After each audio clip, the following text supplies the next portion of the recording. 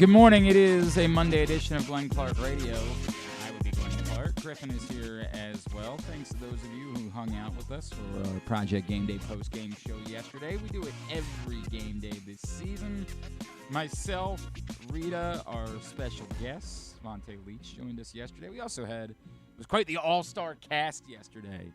Gonzalez checked in. Andrew Stecca was with us. Trippy. Even our buddy Troy Johnson. Wasn't Carson there? Carson was there. Carson produces the show. We had a lot of fun, man. We had a good time. You had fun talking about that game? Yeah, I mean, given the circumstances, we had fun. Oh, yeah, I guess the company. Yeah, it's they lost no matter what we did.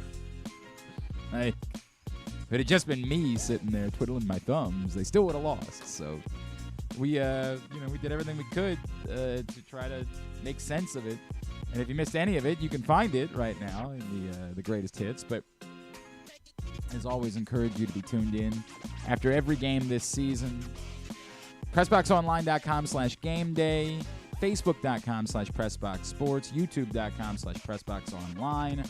Project Game Day brought to you by HelpMyGamblingProblem.org and Superbook Sports.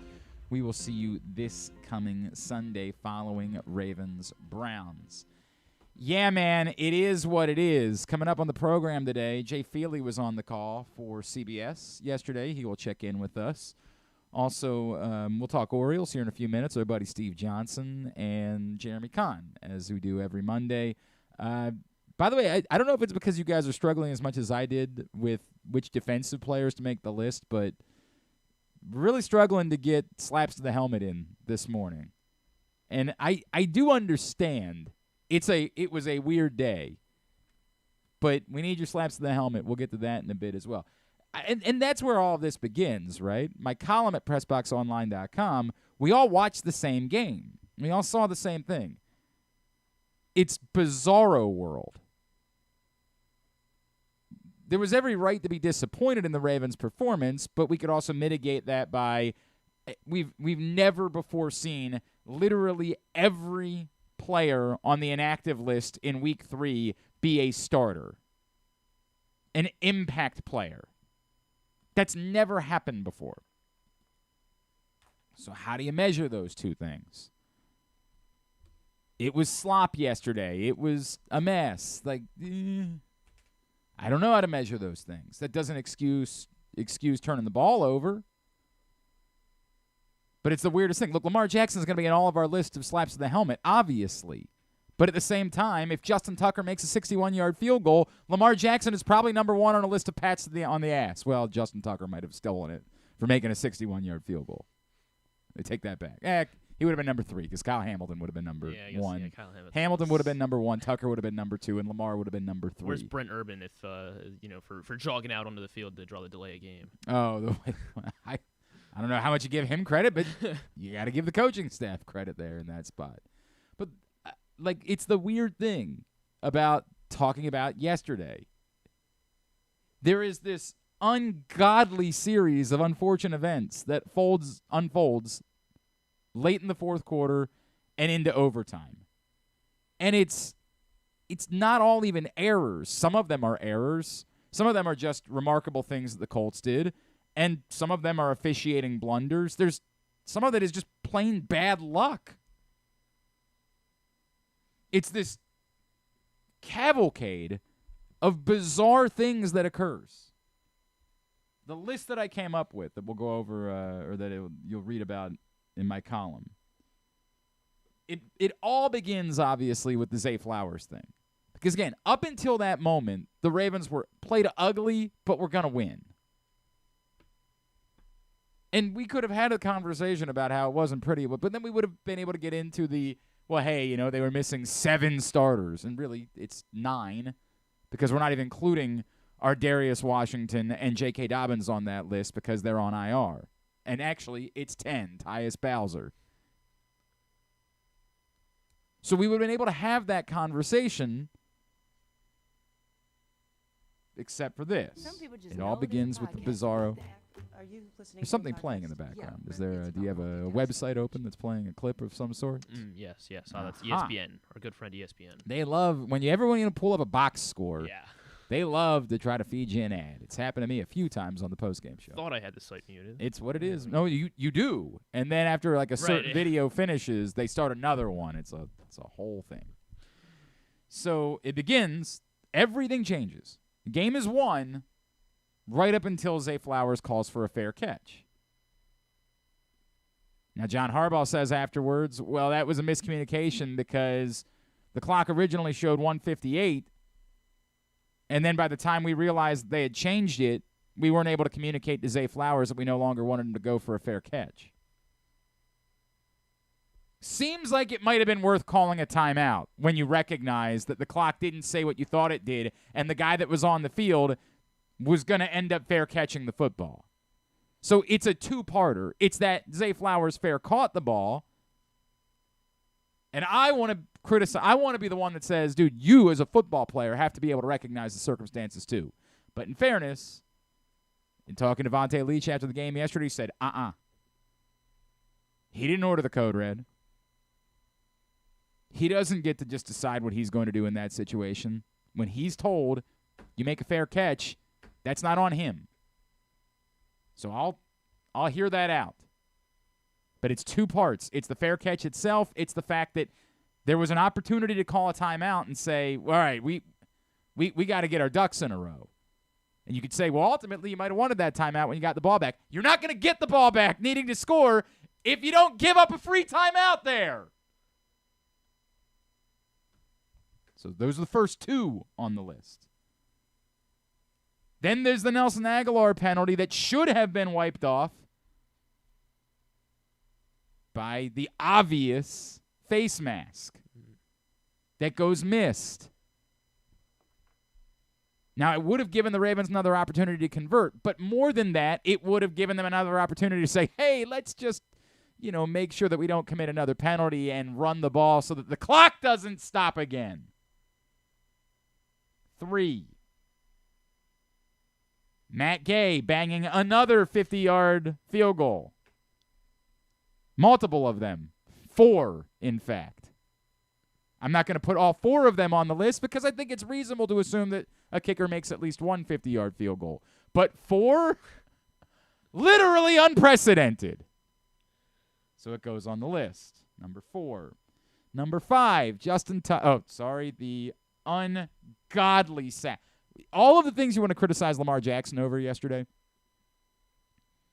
and this is what happens when the quarterback is involved in every play. We overanalyze because, again, they touch the ball on every play.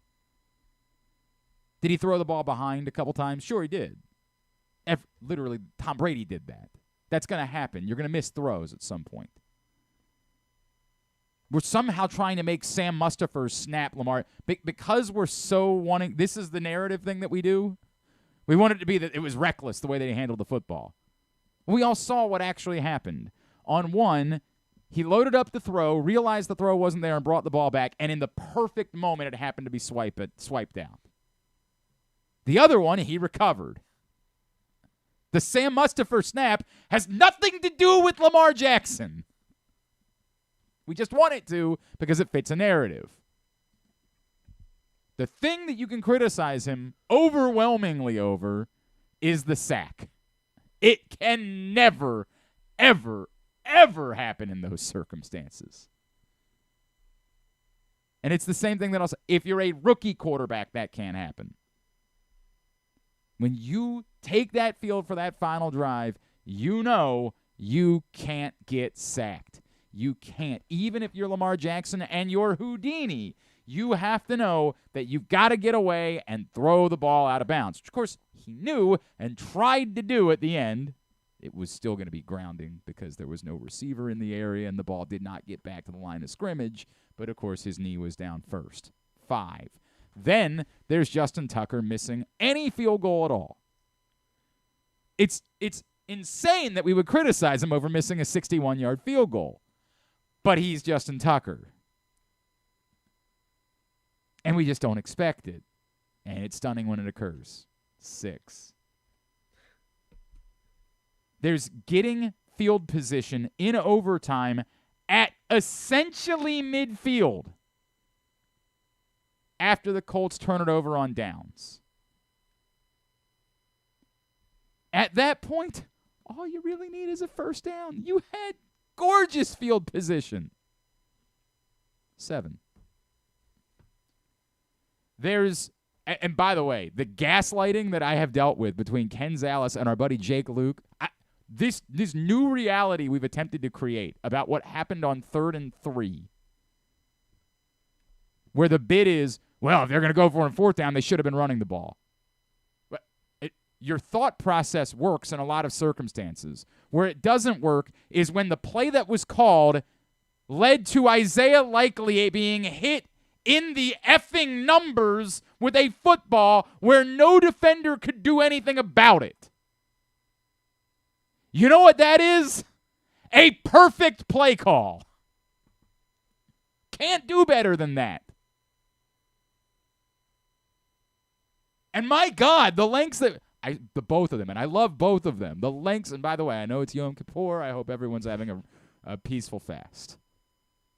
The lengths that were, well, yeah, but he's only a second-year guy. At what year are you suddenly expected to catch the ball that's hit you in the, like, if you're in the 4th year, you can catch it, but you're in the 2nd year, so you can't? Well, they don't throw the ball to him a lot. Well, they actually did throw the ball to him a good number of times yesterday. 3 or so, I think. It was 3, yes. Tell me what the rules are for when a receiver is expected to catch a pass that hits him in the chest. They only threw it to him twice, actually. Did one of them get wiped off by a penalty? One of them. I could have sworn. There was a third time. He had one catch. I know he had one catch, and then he had that one, but I could have sworn there was a third time where I saw his name. That could be the case. All right.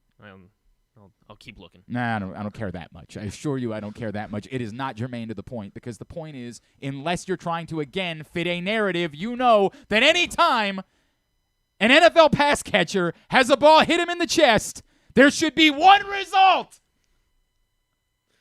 There is no excusing it. 8. Isaiah Likely drops the ball. Number 9. We have done a wacky bit where we have pretended like it was an obvious thing for the Ravens to go for it on 4th down. It sure as F was not. There were 3 minutes and 25 seconds still remaining in the game. And what had happened the last time they had punted and pinned the Colts down inside? Do you remember what happened then? Yeah, I believe Jordan Stout pulled out his what was it? Yeah, the his golf 6 bag. iron? Yeah, it's real weird. And the Ravens got a safety, which at that point would have won the game alone. But even if you don't think it's likely to happen again, and I get it, it's a perfect set of circumstances. Because that didn't even require, I don't remember who the return man was, insanely not catching the ball at the 10-yard line. Was it Isaiah McKenzie? Yes, I think it was Isaiah McKenzie. So even if you don't think the perfect set of circumstances is going to play out, the question becomes how much are the Colts willing to chuck it around to get out of being deep in their own territory? It's insane that we're pretending like it was an obvious choice for the Ravens to go for it on 4th down when failing to convert was going to give the Colts field position when all they needed was one first down in order to win the game. But we're pretending like, well, it's either that or you lose. There wasn't a minute left in the game. There was 3:25 remaining, and there's still a 2-minute warning in overtime, and you still had a timeout. It's bonkers how we're treating that. Crazy that we're pretending like there was only one choice for the Ravens there. Do I understand it? I guess. They literally had just drawn up a perfect play one play before, and frankly, they drew up another play that worked. But the decision, number 9, and then number 10, of course, is another egregious miscall. When Zay Flowers is obviously interfered with. He's giving a piggyback ride. And yet, the officials just sort of say, it'd be kind of cool if the Colts won, so. So we do agree that is what the referees wanted. Right, exactly. Yes. Thank you. Nailed it. 10 things that had to occur. It's insane. It's if any of those things goes the other way, we're either likely talking about a different result or at least there's a strong possibility of a different result. And some of those, it's directly that we're talking about it. Like if Justin Tucker gets 18 more inches on a field goal, the Ravens win. It's bizarro land because it's just the most unfathomable, wretched, ungodly loss. And it feels in the moment as awful as it could ever possibly feel. And then we get to the part of the postgame show where I start saying to myself, but what does it actually mean? Because part of it, and I was texting with our friend, Josh Charles and I, we're going to have to do our own postgame show at some point. Josh was in town. He went to the game. And I was texting with him, and the question was, like, did we allow ourselves to get too carried away after the Bengals thing? Is the truth that the Ravens really were just as mid as, every other team in the NFL, not named the Dolphins or the 49ers? And I don't think that's the case. I'm inclined to say that what happened yesterday is a bizarro world anomaly, which doesn't make it acceptable. And that's the difficult part about having this conversation. It's inexcusable that it occurred. But I'm inclined to say it's not an actual reflection of the Ravens versus this is the NFL. The other team tries too, and if goofy things occur, you can get weird results. Even the Kansas City Chiefs in recent years, you could go back and look at their season and say, how in the F did they lose to blank? The Colts last year. Correct. Maybe the Colts are just one of those teams. And it's exactly, the Colts thing was exactly how I felt. Like, I think that at the end of the year, we're going to look back and say, Jesus Christ, how did the Ravens lose to the Colts? Not because I'm telling you the Ravens are the Chiefs. Well, I have no idea. I hope. But I have no idea. Just the point being, I don't think that yesterday was the Ravens being exposed, because what was exposed yesterday? The fact that they still they have 10 injuries, yeah. I mean, that was what was exposed. And if all of them were going to be out for the season, if like today, all of a sudden John Harbaugh goes to the podium and is like, by the way, we're not getting any of these Marlon Humphrey or Marcus Williams back, and also we're not getting Ronnie Stanley or Tyler Linderbaum back.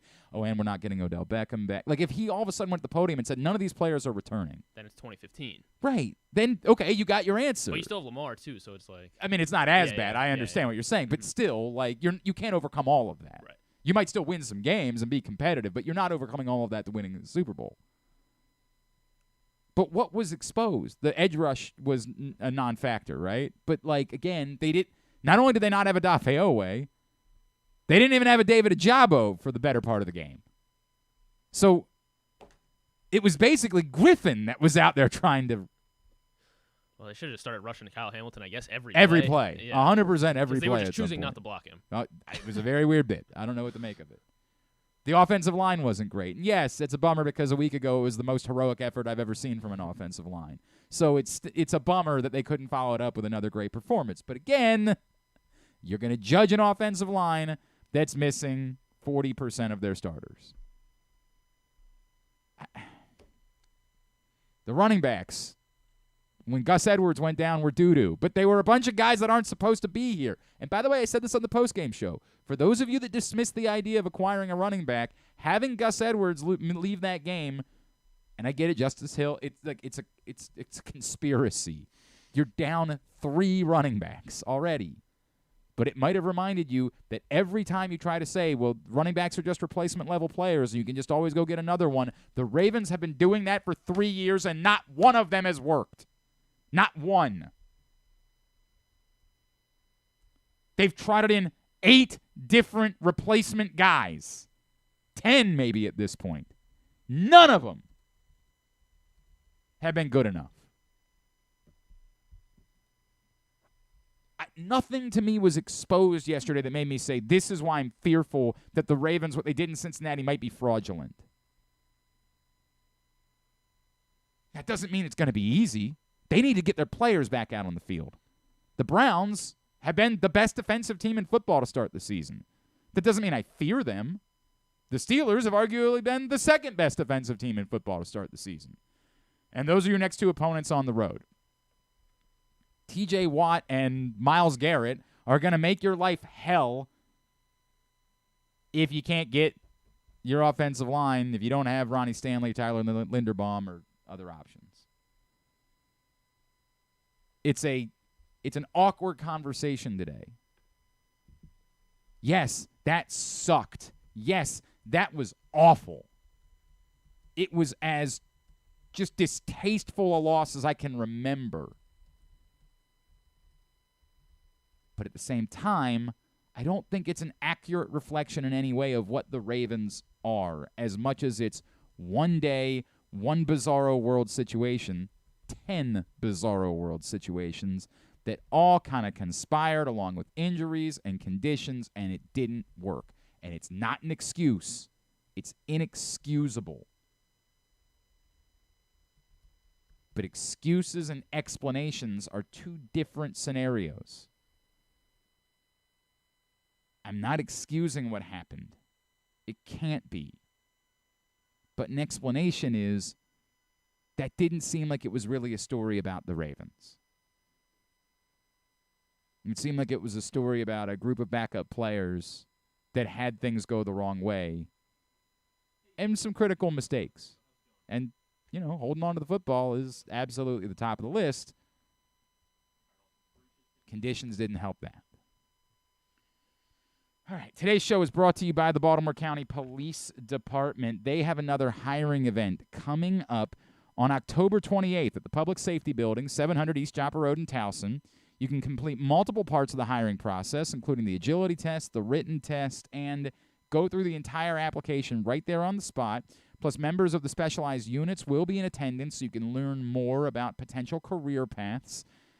And then in the afternoon, the entire community, whether you're thinking about joining the Baltimore County Police Department or not, the entire community can gather for a trunk or treat event. So if you're just looking to bring your kids out somewhere safe for them to go around and get candy, if you want to have your kids interact with the police or, members of your family interact with the police to try to help bridge or pair, relationships, this is a great opportunity to do it. Just come out, have a chat, get some candy. And then if you're thinking about joining the Baltimore County Police Department, that's the place to start the process. If you want to know more, call 410-887-4584 or visit joinbaltimorecountypd.com. It wasn't all bad news this weekend, of course. After a shaky first couple of days of the series, the Orioles bounced back nicely, and most importantly, the starting pitching came through big time over the course of the last 2 days for them to earn a split with the Guardians, which gets their magic number to 3 as they lead again by 2.5 games in the AL East. Joining us now, friend of ours, former Orioles pitcher. He is Mr. Steve Johnson, and he's back with us on GCR. Steve, it's Glenn. Do you want to talk about the Ravens before we get into the Orioles, or do we just try to pretend like that didn't happen? Yeah, let's just pretend like it didn't happen. It sounds like a good approach. All right, very good. I appreciate it. All right, man.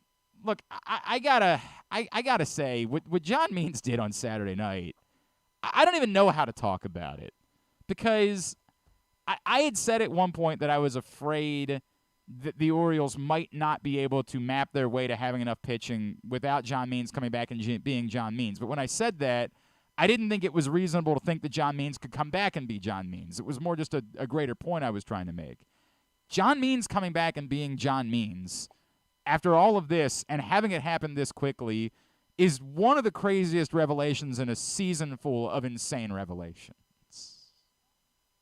I agree. I mean, I unfortunately didn't get to see a lot of the game I was following, and obviously it just kept going. I'm like, I wonder if they're going to push him to see how long he can go in this game, and he kept going. So I was actually pretty surprised that he was able to kind of start almost right where he left off in a way after he kind of got activated and got a couple outings under his belt. But if he's able to be, the Means that he was when before he got hurt, and he's actually in a part of the season where he's kind of just starting, whereas a lot of these guys are kind of ending. He can be a big boost to this squad going into the playoffs. I mean, there's an argument that should be, and I get it, it's going to be Kyle Bradish because he's earned it. But there's an argument that if he's John Means, he should be starting game 1 of a playoff series because he's John Means, right? Right. Like that's the guy that you want in a situation like that. Right. And I think actually it depends. I guess a lot of the guys are going to get one more start, and they'll just most likely try and ride the hot hand. Obviously, they want to lock this division up if they're able to, as long as they're able to continue doing what they're doing. And they'll go from there. They'll get a little bit of a rest, and then they can basically line up. They have the ability to line up whoever they want, whenever they want. All right, so let's talk about that playoff rotation, Steve, because, not only John Means, but then Kyle Gibson turns around and delivers a huge start yesterday. And I think a lot of us had written off Kyle Gibson. I think we had centered around 4 other guys and said, I think Kyle Gibson's an odd man out. But he obviously has a lot of experience. And on the flip side, for as good as Dean Kramer was in July and August, he has really struggled in September. Are we at a point where this is just, you bring up the words hot hand, the hot hand appears to be Kyle Gibson, and at the moment it would be Kyle Gibson in the rotation and maybe Dean Kramer out of the rotation?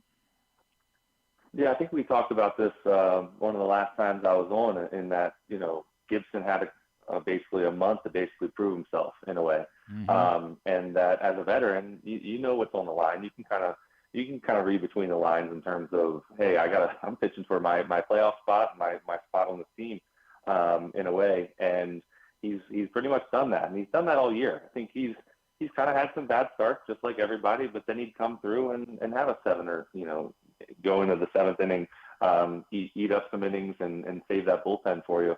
And obviously getting a nice lead like he did the other day early on definitely helps. And as a veteran, he did what he was supposed to do. So I think having basically 2 veterans to kind of lead the charge in the playoffs, one that's really fresh and another one that's pretty experienced. And you have Bradish, and maybe Kramer's a guy where when if a guy goes out early and he's able to cover 4 innings for you and save the bullpen, and kind of one of those things, maybe keep the team in the game. And with this offense, that's basically all you can ask. Is it also possible that, like, some of this is you got to wait and see who the opponent is and figure out, like, if Dean Kramer has just dominated that opponent that season, whereas Kyle Gibson has struggled, and maybe you decide in that moment, well, that means that we like. Do you still consider that matchup when you decide on who the 4th starter is going to be? Sure. I think if you're talking about the top 3 starters, I don't think you necessarily. Maybe top 2. They're going to start no matter what. When you get into that last, the last 2 of the rotation, you're kind of thinking maybe you do go by matchups and who they've performed well against. But yeah, it's like I said, it's one of those things where I don't like having to. I'm glad I don't have to make those decisions. They'll do their best in terms of finding what works. But yeah, I think when you look at what a lot of the guys have done lately, they're making it hard at the end of the day, and that's all you can really ask. I don't know, man. If you were getting the paycheck, maybe you wouldn't be all that upset about making the decision at that point. He is Steve Johnson. He's with us here on GCR. Steve, I asked this question on the flip side. As the Orioles, as everything that's gone on, do the Orioles have a closer going into the postseason, or are we at 100%, by committee, matchup-driven decisions when it comes to who comes in at what point of what game? Yeah, it's been interesting seeing what they've done the last couple of days, and I know that it's been tough because over the last 17 days or so, they haven't had an off day. The bullpen has been pretty exhausted, I would say, and I think that might be one of the reasons why sometimes they've faltered the way they have in certain situations, just because of the amount of times that they've had to pitch in a row, and every game seems to be close. They don't want to blow anybody out. It's just kind of been that way the whole season, where it just doesn't matter. The game's close at the end at the 8th and 9th innings, and I think that they've done a pretty good job of being able to piece it together. I think that guy is Cano, but what they did in Means' game the other day is that I feel like they've picked, hey, we want him to get through this situation for us, and then we'll deal with the 9th when we get to the 9th. And it worked. And I think that they may do that in certain places, but I still think that guy is Cano. I think he's kind of proven it over the course of the year, and he's a different pitcher than Batista, but he's proven himself a bit.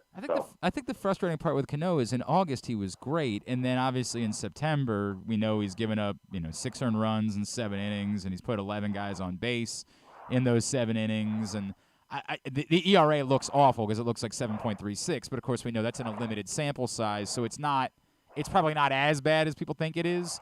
But, to your point, does it work that way that you have to have one guy that you say, we're living or dying with this guy? That's the way it goes. That's the nature of baseball.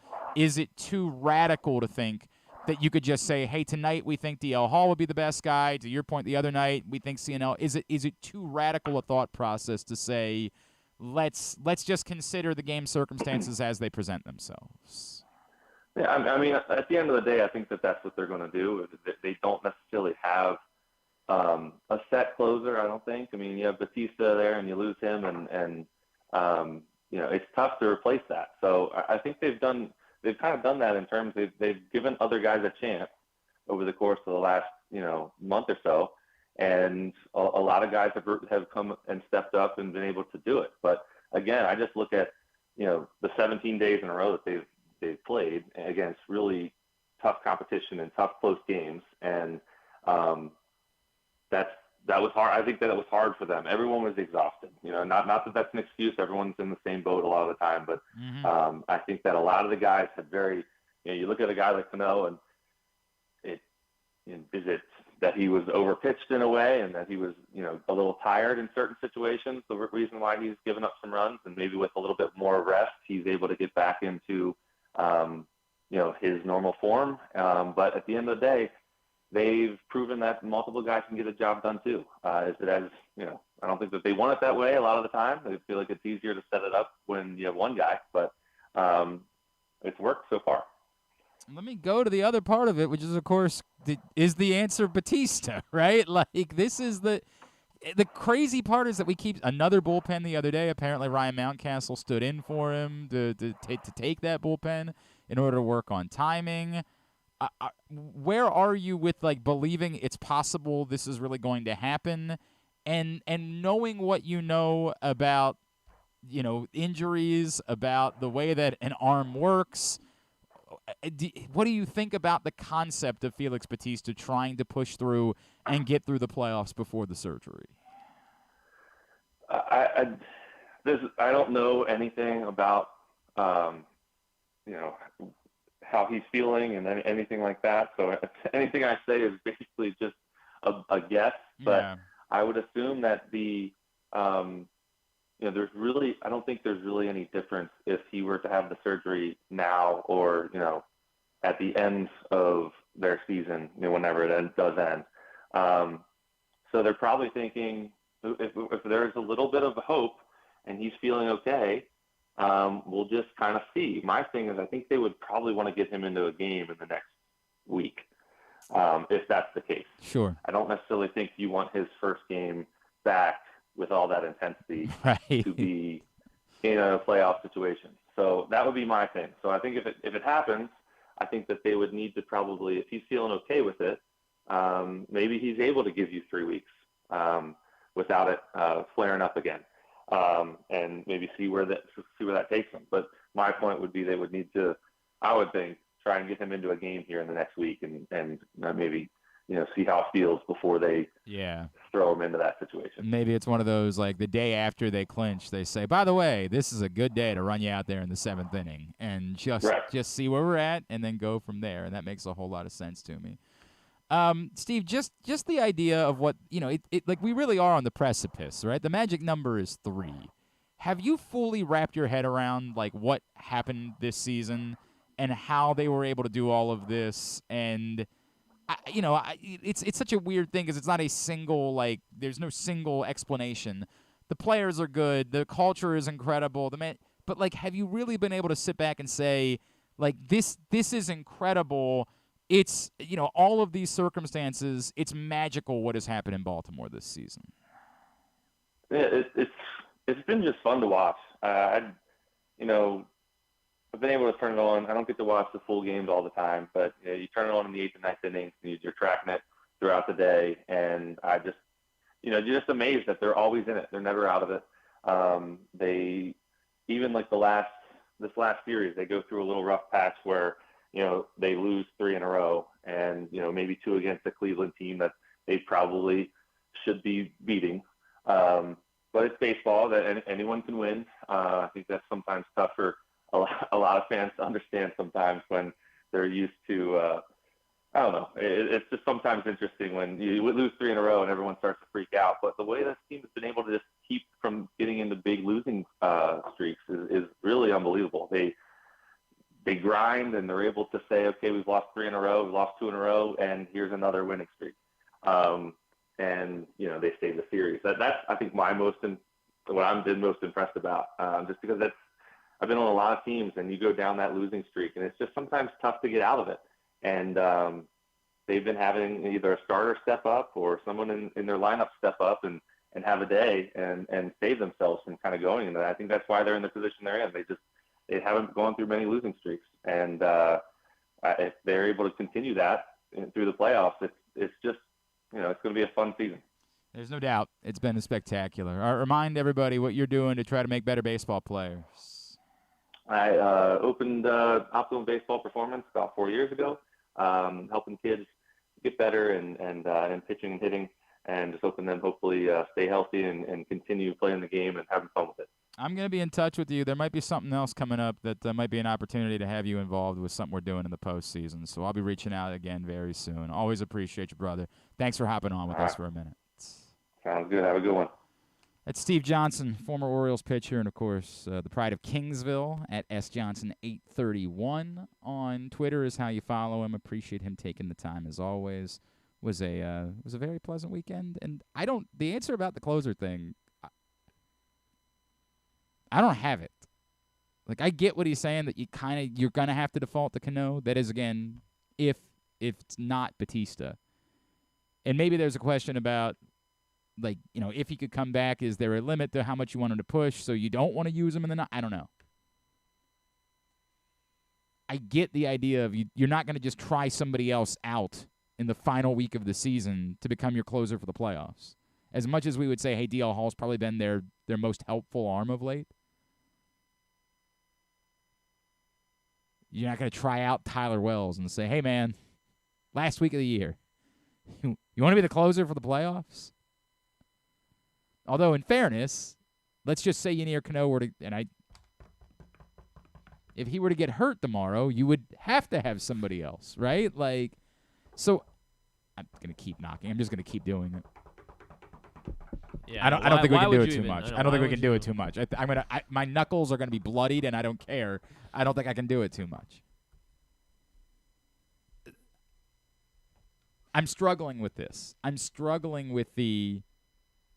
Now, again, to Steve Johnson's point, you get an off day today, and as long as you lock up the division, which it looks more and more likely they're going to, then you would have time off between the end of the season. First of all, as soon as you lock up the division, you do not have to have Ynier Cano pitch one more time. If there's a save situation on Saturday against the Red Fujinami can handle it. Like Brian McKenna can handle it. 100%. You don't have to have any pitcher throw a nut. You could just do nothing. The moment the division is locked up, because you will also have clinched. Although, is there still a competition for potential home field in the World Series? Piss. I haven't thought about that. Is that a thing? I thought it was. Son of a bit. No, they don't do the All-Star game anymore. No, you know better. They stopped doing that. Piss. I didn't even think about this. World Damn it. Series home They're field 3 advantage. games behind the Braves right now. Team with the better regular season record, and the Braves have the tiebreaker. So it doesn't. I mean. Yeah, they're really like they're really 3.5 games behind the Braves. So unless the Braves were to get swept this week, and all of a sudden, like, you look like you're right back in it, then the moment that you clinch the division, and you know it's out of play to get, like, if you're Are the Braves playing for anything? I mean, I guess the Dodgers could technically catch them. They're like 3.5 ahead of the Dodgers as well. Yeah, they're 3.5 games ahead of the Dodgers. Look, they have some work to do in order to lock it up. But as long as they don't stumble all over themselves, they'll lock up the number 1 seed, and at that point. But this team's won 52 games on the road, so does it really? I understand what you're saying, but if it's in play, like if they go into the weekend and they're only a game back of the Braves, and they need to try to win, they need to. You're going to end up. You have to try to win those games. Braves have the Cubs and Nationals this week.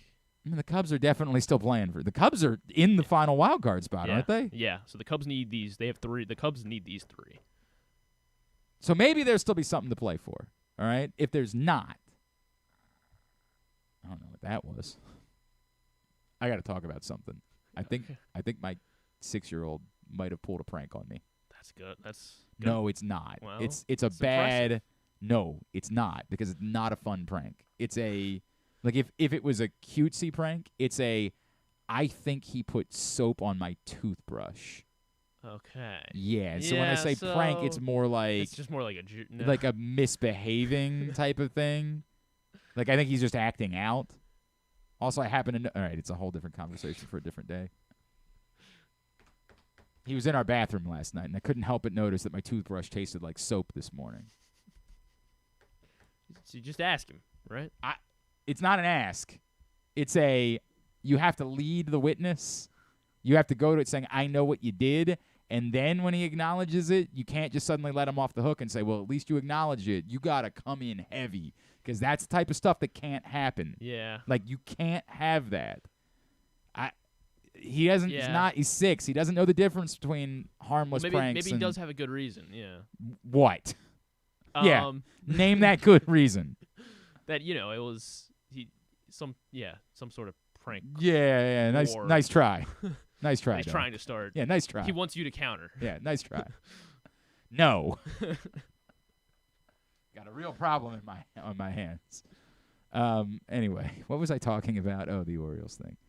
Yeah, I'm the bullpen. The closer situation is the one that just leaves me the most befuddled. Like, I'm hoping at this point that, to Steve Johnson's point, if they were to clinch on, say, Thursday, then on Friday they could roll out Felix Bautista and let him pitch in the 6th inning of a game and see how he feels, see how he looks. Maybe let him pitch again on Sunday. And if he feels good in those appearances, then you say, okay, we've got our closer for the playoffs. If not, then it's going to have to be Cano, and you hope that getting a little rest will benefit him and make him look like the August version of Yunier Cano again. And if he's not, then you default right back to closer by committee. And it could be D.L. Hall. It could be Tyler Wells, depending on the matchups. It could be CNL Perez like it was the other night. But, God, it stinks to go from having the most confidence of any team in baseball about what you're doing in the 9th inning to us literally sitting here on September 25th saying, we're not sure this team has Jack a closer. Flaherty. Yeah, maybe it's Jack Flaherty. That's a good point. Hey, rough. Today's show brought to you by your local Toyota dealer and buyatoyota.com. The Toyota Tacoma comes in a range of models and trim lines, so you can choose the perfect Tacoma to reflect your unique personality and driving habits. Check out buyatoyota.com for deals on new Tacomas from your local Toyota dealer today. We'll come back in. We'll do picks recap. Probably won't have time for pats on the ass there, but we'll get to that in the 11 a.m. hour. It's on the way. It's Glenn Clark Radio. Why bet with the big boys this football season? Instead, try your hand with the local book, Superbook Sports, this fall. Superbook Sports is the book next door. Just a dedicated team of the best odds makers in Las Vegas, making sure you get the best prices and parlays anywhere. And now, Superbook will give you a bonus of up to $250 when you sign up and wager on the same day and use the promo code GlennClark23, GLENNCLARK23. So bet with the best and use the promo code GlennClark23 this football season with Superbook Sports. Visit superbook.com for terms and conditions. Gambling problem? Call 1-800-GAMBLER. 6 chicken tenders made from fresh, never frozen Royal Farms world-famous chicken, a family-sized order of Western fries, honey mustard dipping sauce, and a 2-liter bottle of Dr. Pepper. It's Royal Farms' new Tucker's Tenders Meal. It's Justin Tucker's favorite, and at only $19.99, it'll be your favorite meal, too. The new Tucker's Tenders Meal, available only at Royal Farms. Now you can kick back, relax, and eat like a champion. Real fresh, real fast, Royal Farms. Gambling can be a fun and entertaining experience, but there are risks involved. If you're planning on betting on the game at the casino or on your phone or computer, know your limit, stay within it. Set a budget and a time to stop. Remember, gambling isn't a financial solution, and it doesn't mix well with alcohol or drugs. Know the risks and have a plan before you begin gambling.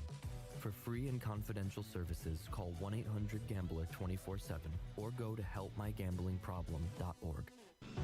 The Maryland Five-Star returns to iconic Fair Hill October 19th to 22nd, marking the next chapter in Maryland's equestrian tradition. Best described as the triathlon of horse eventing, you won't want to miss this thrilling sport. Enjoy a fall festival with local fare, retail vendors, and tons of family fun. Come for the event and stay for the experience in Cecil County, home to the Chesapeake Bay waterfront with vibrant small towns and accommodations to suit every desire. It's the place to be in October. Visit MarylandFivestar.us for tickets. It's a Maryland thing you wouldn't understand. Where the waves meet the shore, you will find Dorchester County. Hi, this is Jimmy Charles. When I think of Maryland, I think Dorchester County on the eastern shore where it's open for making memories. Dorchester County, it's a Maryland thing. For more info, visit www.visitdorchester.org. It's a Maryland thing. Hell yeah. It's a Maryland thing. Hell yeah. What's up, everyone? It's Tyus Bowser, and I've had so much fun hanging out with Rita and putting up with Glenn the last couple years that I've decided to do it again. Season 3 of the Tyus Bowser Show is happening this year, as we'll be all over town, giving you the chance to get to know me and some of my teammates. As we talk football, life in general, and just say what needs to be said. You can find out more about the show by going to PressBoxOnline.com/Bowser. If you don't live in the area, you can watch the shows live on Facebook and YouTube. And if you miss one, you can listen Friday nights at 105.7 The Fan. So we'll see you all season long for the Tyus Bowser Show, a partnership of PressBox and Great Ace Memorabilia. Gambling problem? Call 1-800-GAMBLER or go to helpmygamblingproblem.org. The next Tyus Bowser Show is Tuesday, September 26th at Guilford Hall Brewery in Station North. It's brought to you by Superbook Sports. Make the most out of every day in your Toyota RAV4. Available in hybrid or gas-only models. A RAV4 can get you where you want to go in style. Check out buyatoyota.com for deals on new RAV4s from your local Toyota dealer today. All electronic tolling is here to stay in Maryland, and DriveEasyMD.com helps you cruise a little easier. We're Maryland's tolling resource, home to EasyPass, pay-by-plate, and video tolling. It's never been easier to pay your way. DriveEasyMD.com. We'll keep you moving. Make sure you're tuned in every Tuesday for PressBox Fantasy Football Analyst Joe Serpico to get you ready for your Waiver Wire Wednesday, brought to you by Live Casino and Hotel. And if you have other fantasies you want fulfilled, subscribe to Glenn and Jeremy Conn's OnlyFans page at... Wait, are people supposed to know about that? Coming up this afternoon, Stan the Fan... It's the soap. Stan the Fan Charles, Ross Grimsley, Luke Jackson, and Dan Duquette. That is correct, Dan Duquette. Joins the guys to talk about, his guys that are still a part of this thing. You can watch that show. Sorry, I said this afternoon. I forgot. Of course, it's Yom Kippur, so they moved it to tomorrow. Tomorrow, 3:30. Dan Duquette joins Stan, Ross, and Luke tomorrow at 3:30. Facebook.com/PressBoxSports. If you miss it live, you can catch it at YouTube.com/PressBoxOnline or PressBoxOnline.com/video. Let's get into picks recap for the week, go over some other things that occurred in the weekend of football, and I'm pretty sure I'm just going to be 500 for the rest of the season, which isn't good because I'm below 500, so I need to get some games back at some point. It's a bit Well, I rough. mean, yeah, Also, as is long as anybody actually updating the table? What do you mean? Like, after the games are played, are we doing... Yeah. Is it not updated? Oh, it doesn't on your end? automatically. I have to refresh it in order Gotcha, to update it. gotcha. Okay, that's the problem that we're having here. I see now. Yes. No one had a great week, but a few people were at least over 500, so what? I didn't have a Yeah, you did not. Maybe we can just move on, I guess. No, we'll get to it. We have a new leader at the top of the table. This is what Griffin's trying to point out. I'll come back. Yeah, I think. Maryland was still not – it was not pretty against Michigan State. There's no way of getting around it. Like, you keep waiting for Maryland to play, like, a really good game from start to finish, and we're 4 weeks in and it hasn't happened. Now, they're 4-0. They hadn't won at Michigan State in, like, 100 years or something like that. Those things are all true, and they covered. Good news for me. But it got hairy there for a minute in the second half where they were letting Michigan State hang around, and they were just punting and going 3 and out in the third quarter, and you're like, what is going on? Thankfully, all's good. They won 31-9, but it would be really nice if, like, say they were to hammer Indiana on Saturday, so you felt like there was at least some sort of chance going into the Ohio State game. Maryland wins 31-9, and everybody was on Maryland except for John Proctor and Ryan Shell, who apparently don't get the newspaper. I'm not sure what that choice was. The Colorado thing is over. Man. Well. Over. Look, I'm not saying there won't still be interest in Saturday because they're playing USC. There will be, but also they're in a bizarro world. They're playing that game at noon because the world it's a 10 a.m. kickoff. 10 a.m. local kickoff. 9 a.m. for USC, but that, whatever. 10 a.m. local kickoff for Colorado and USC on Saturday. Like the soccer team play afterwards? Or Yeah, they want to make sure they get them in. I don't think they play in the big stadium. 42-6, Oregon pounds Colorado in a game that, frankly, wasn't that close. It was a bludgeoning. Yeah. And I said we were all dopes. They were begging us to pick Colorado, and like dopes and like sheep, we all lined right up to do it, except for. And I'm picking them again next week. Okay. So. Just continue to ride the train. I will. Except for John Proctor. It's the lowest they're going to be. Sure. That's what Dion said. Yeah. Except for John Proctor. By the way, everybody trying to make something out of Dan Lanning's pregame speech. Get over it. Look, I'm not saying there hasn't been plenty of racist-coded stuff that's been said about Deion Sanders. There's no question that's the case. But trying to make Dan Lanning's pregame speech something that it most certainly was not, get over it. And that's Rich coming from the school that has uniforms. Dude, that's not Dan Lanning's problem. He's just trying to get his team ready to go win a game.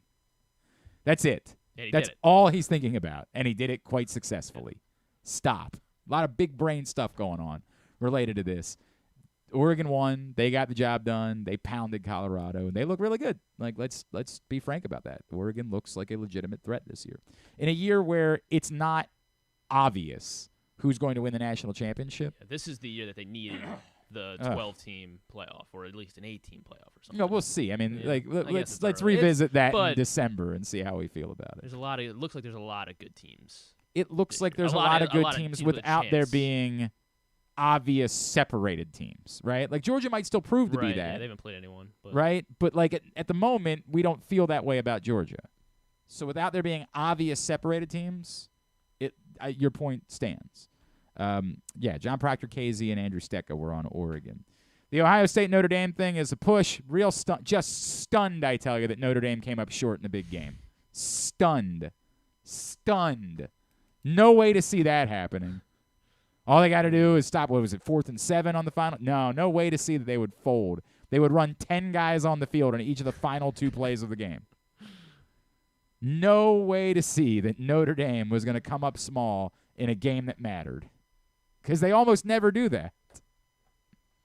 But it was a 3-point game, and so we all go. Now, there is a little bit of controversy there because the question that a lot of people have asked is, would Ohio State have been smarter to just take a knee instead of kicking the extra point with 1 second left? Well, yes. Well, for you, 100% they would have, because you would have gotten the cover.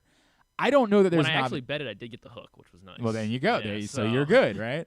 I don't know what the answer to that is because I get the thought process. Well, then, the extra point can't be blocked and returned for 2 if you go for a knee.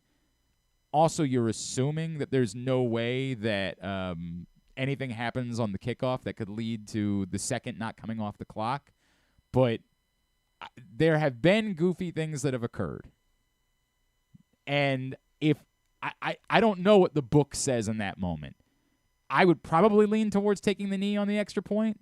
But if, for example, you go to try to squib the ensuing kickoff and it squibs out of bounds at the 45. And then, I get it. It's insane to think that Notre Dame's got a kicker that's got a 63-yard, kick in them. That's nuts. But if you were to F up the squib kick somehow, you'd still want to be up by 3 and make sure that nothing could go wrong that would lead you to losing the game in regulation. I understand it's extraordinarily unlikely, but it's all extraordinarily unlikely. So I don't think there's an obvious choice there. I would probably go 51-49 taking the knee in that spot, but I don't think it's obvious that they were trying to cover because, to your point, in most places it was not Sean McVay. Yes, in most places it was 3.5 anyway, right? It's most places that wasn't even a cover. But we, of course, got our numbers from Superbook, and if you go to superbook.com or download the Superbook app, you can use the code GlennClark23, in order to take advantage of up to $250 in a same-day first bet match, win or lose. Again, Glenn Clark 23, GLENN, CLARK 23. Buccaneers 5-point dogs at home despite being 2-0. And the Bengals are 2.5-point favorites despite the fact that we're pretty sure Joe Burrow's not playing, correct? I don't know if it's pretty sure, but that's changed. I mean, it's still just I a thought, game time decision, right. where it's. All right. It sounds like it's somehow truly 50-50. All right. Well, those are the scenarios going into the night. 5 points that the Eagles are giving, 2.5 points the Bengals are giving. If you want to bet those at superbook.com. All right, to the NFL slate yesterday. That was a push. It doesn't matter to anybody. It was a good day for Ryan Shell to be a lone wolf. He was the only one on Cleveland, and he won comfortably. I mean, comfortably. Did Tennessee's offense? Did they even travel? Derrick Henry sure as hell did nothing. And as I said, the Browns, I don't remember what the statistic is, but one of the analytics folks on Twitter posted the Browns defense has had the 3 best individual game performances of any defense in the NFL this season in their 3 games. Old Baltimore's own Jim Schwartz getting the job done. But look at the 3 offenses they played. I hear you. I get it. It's all relevant, right? Like, all of it is. But the Browns were dominant yesterday, and Ryan Shell was the only one on them.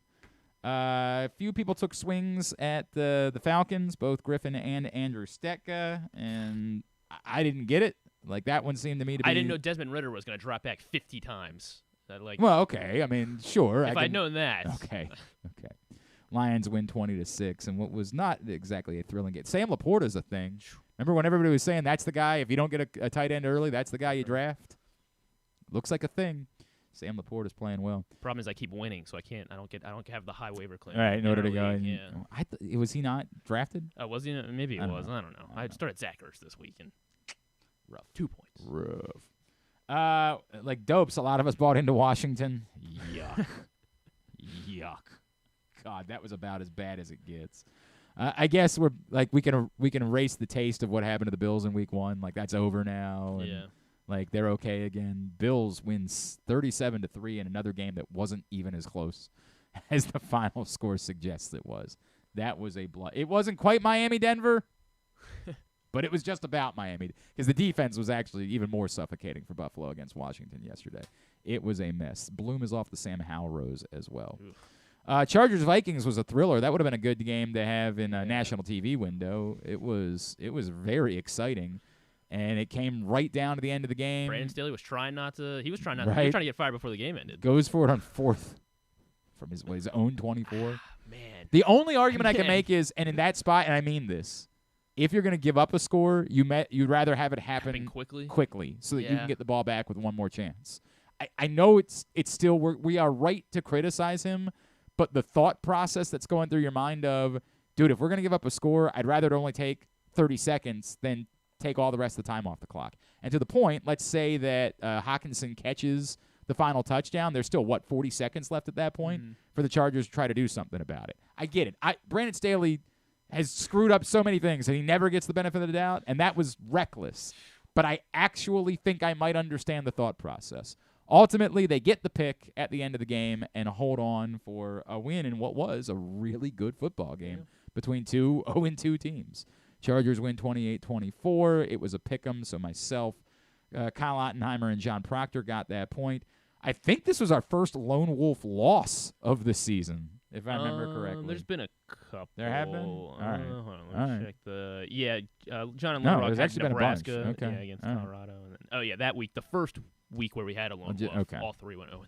Well, there had been like 3 straight wins for lone wolves until John Proctor was the lone wolf on Vegas, and that was a mistake because Josh McDaniels doesn't know how many possessions it takes. Did you see that after the game? Yeah, I mean... So if you weren't watching last night, they're down 8, and twice on the final drive, they settle for a field goal. The first one, they get the benefit of a personal foul and a leverage penalty. That was kind of ticky-tack, but I do, by the letter of the law, that was a penalty. We can debate the Minkah Fitzpatrick thing until the cows come home. All you got to do is lower your head. That's what you're supposed to do in a form tackle is lower your head. But a defensive back doesn't like form tackles, not the types of things that defensive backs like to do. And when you don't go with a form tackle, you leave yourself exposed to, was the first contact at the shoulder or above. And it was, yeah. I get it. We don't want that to be a penalty. Like, we liked it because it was the Steelers.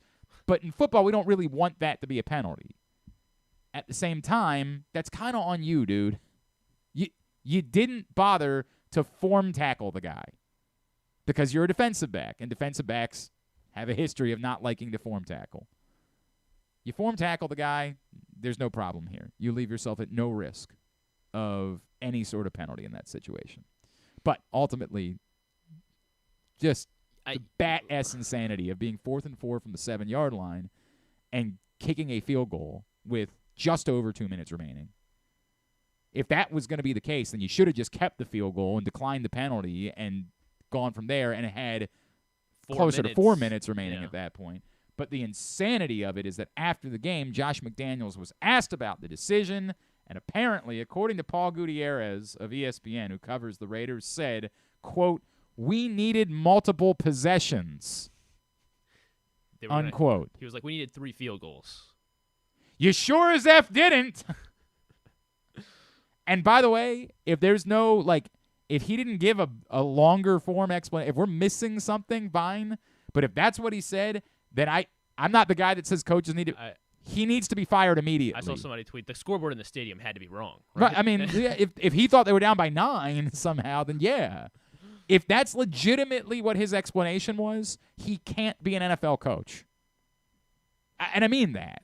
Like, you can't, for whatever reason, just because you did the math incorrectly and because you don't understand that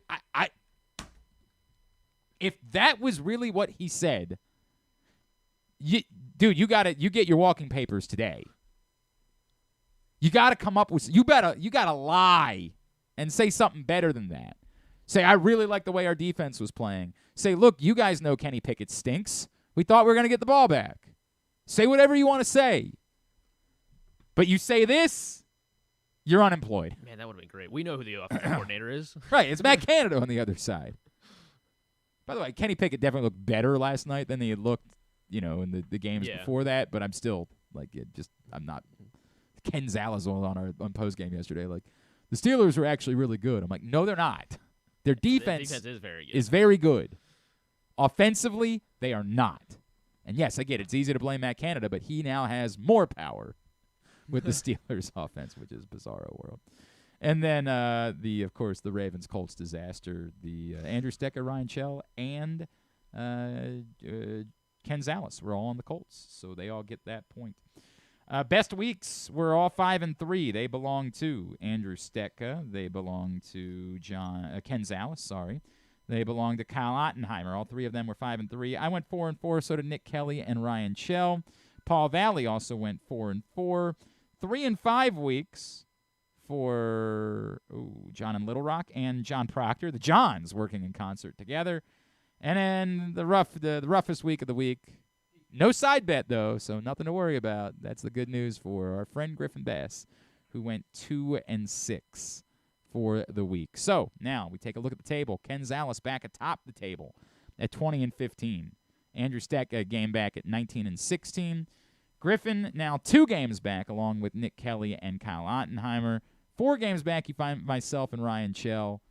John and Little Rock 5 games back, and a tie at the bottom of the table for John Proctor and Paul Valley, who are both 14-21, 6 games back, but only 1 game behind in the race for the bottom. Of course, at the top of the table, playing for a little bit of cash. At the bottom of the table. You said everybody's paid, right? I don't know if John Proctor ever paid. I got to double check. I'll see him tonight, so I'll make sure. I got it. It's a funny thing you bring up. Well, he was away. He was in Mexico or whatever. Yeah, I'll give him benefit of the doubt. I'll see him. He gets till tonight. No, I said the end of week. Yeah, the end of week 3, right? Okay. That's what I said, correct? Something like that. Yeah. Did I say Monday afternoon? If I said Monday afternoon, the rules are rules. Whatever. I'm seeing him tonight, so I'll deal with it tonight. Anyway, we're playing trivia tonight, of course. So that's what it is. Loser has the big punishment at the end of the year where they got to come in here, eat tripe, blood sausage, and haggis, dress as the Notre Dame mascot, consume an Irish coffee served Will Levis style with mayonnaise, take Irish dance lessons, perform said Irish dance for us, and also sing both Nothing Compares to You and Zombie. It's going to be a great day for as long as it's not me. That's what we're doing for the loser of our contest. It would be a great day if it is you. Yeah. Yeah, well, for you it would be. It'd be a great day for me if it was you. But as long as it's not me, I don't care who it is. It's going to be a celebration that morning. Joining us now as we move into hour number 2 here on GCR, the man that I like to call Ambassador Conn. He is our friend Jeremy Conn from the Big Bad Morning Show on 105.7 The Fan, and he's back with us now here on GCR. What's going on, buddy? How are you? Well, tell Proctor sorry I have to send some pesos and get caught up here. What's going on? It is, I'm giving him excuses, and there's no excuses for this. Yeah. God. And I'm here to say that I think if I got in this contest that I could catch one of those guys in last place. Do you want to give it a shot? Start now. Well, see, I'd be starting out way behind. The only thing I'm concerned about is drinking Will Levis's coffee. Right, correct. It's a little bit I'll eat the rest of that crap. I'll dance, I'll sing. Okay, so you understand you'd have to go take an Irish dance lesson, right? I don't have time for that. Well, I mean, it's one. You don't have to take 10. We can send someone over to the studio if you want. We can send someone over to your other. I still don't know if I have time for that. I just realized there was a girl that I worked with when I originally worked at CBS back in 2006. There was a girl that we worked with that was an Irish dancer, and now I got to remember what her name was and see if I can track her down because she could help us. And Casey was her name. Remind me of that, Griffin. Write it down so I remember to track that down at some point. There's a girl named Casey that might be able to help us with this Irish dancing thing. I believe her name was Casey O'Callaghan. By the way, I'm pretty sure it was Casey O'Connor. I'm pretty sure it was an O. I'm pretty sure that's the case. All right, so I think this would be great. I think this would be a tremendous bid if you're really willing to do it, that we let you back in, right? And by the way, I would even go the other way, too. You don't have to pay, but if you can overtake the winner, you could also still win the money. Oh, well, so, all right, so tell me, what are the guys in last place? What's their record? They're 14-21 at this point. And you pick how many games each week? We pick 3 college and 6 NFL games each week until the end of the season. Then we pick 9 NFL games. Like, we pick through the Super Bowl. But the 9 games top per week. I'm in. I love this so much. I love this. All right, so Jeremy Conn is being dealt into the table, and you're starting, hang on, because we got to figure out how this math works. So are you starting out 0-35? Is that what we're doing here? So hold on. Well, this is what I got to figure. Do I have to catch them in wins and or total in percentage wins, wise? I'd be okay with saying total wins. I'd be okay with saying total wins. Yeah, total because the losers are at 14 right now. Yeah, so there's no total wins. There's no loss for anybody else. Nobody's hurt by this. Jeremy's the only person that's hurt by it because it helps Paul and John. Yeah, it's a great opportunity for Paul and John. Let everybody know Jeremy's in. Jeremy's in. We're dealing Jeremy in moving forward. I love this. How was, by the way, how was your week? Because if I remember correctly, your week the previous week, your biggest, that was the rough one. Because I remember talking to you about your picks on Saturday night, and I was like, God, I hope my birthday where I hope Jeremy's wrong because I definitely bet money on the other scenarios. Yeah, so actually, it was weird. So on my birthday, I gave out 3 free plays, and 2 of my college plays missed.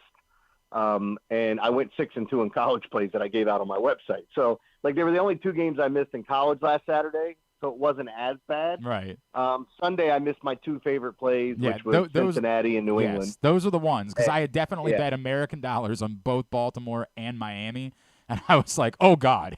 I remember going to bed Saturday night what a terrible mistake I made. Well, look, it's funny too, just looking back at those games, and I can't make an argument. They had shots, both teams did. I think the what was the penalty that was called when the Bengals apparently had that turnover that eventually gave the Ravens a first down. Yeah. I think that could have changed the game, but again, I'm not going to die on that hill.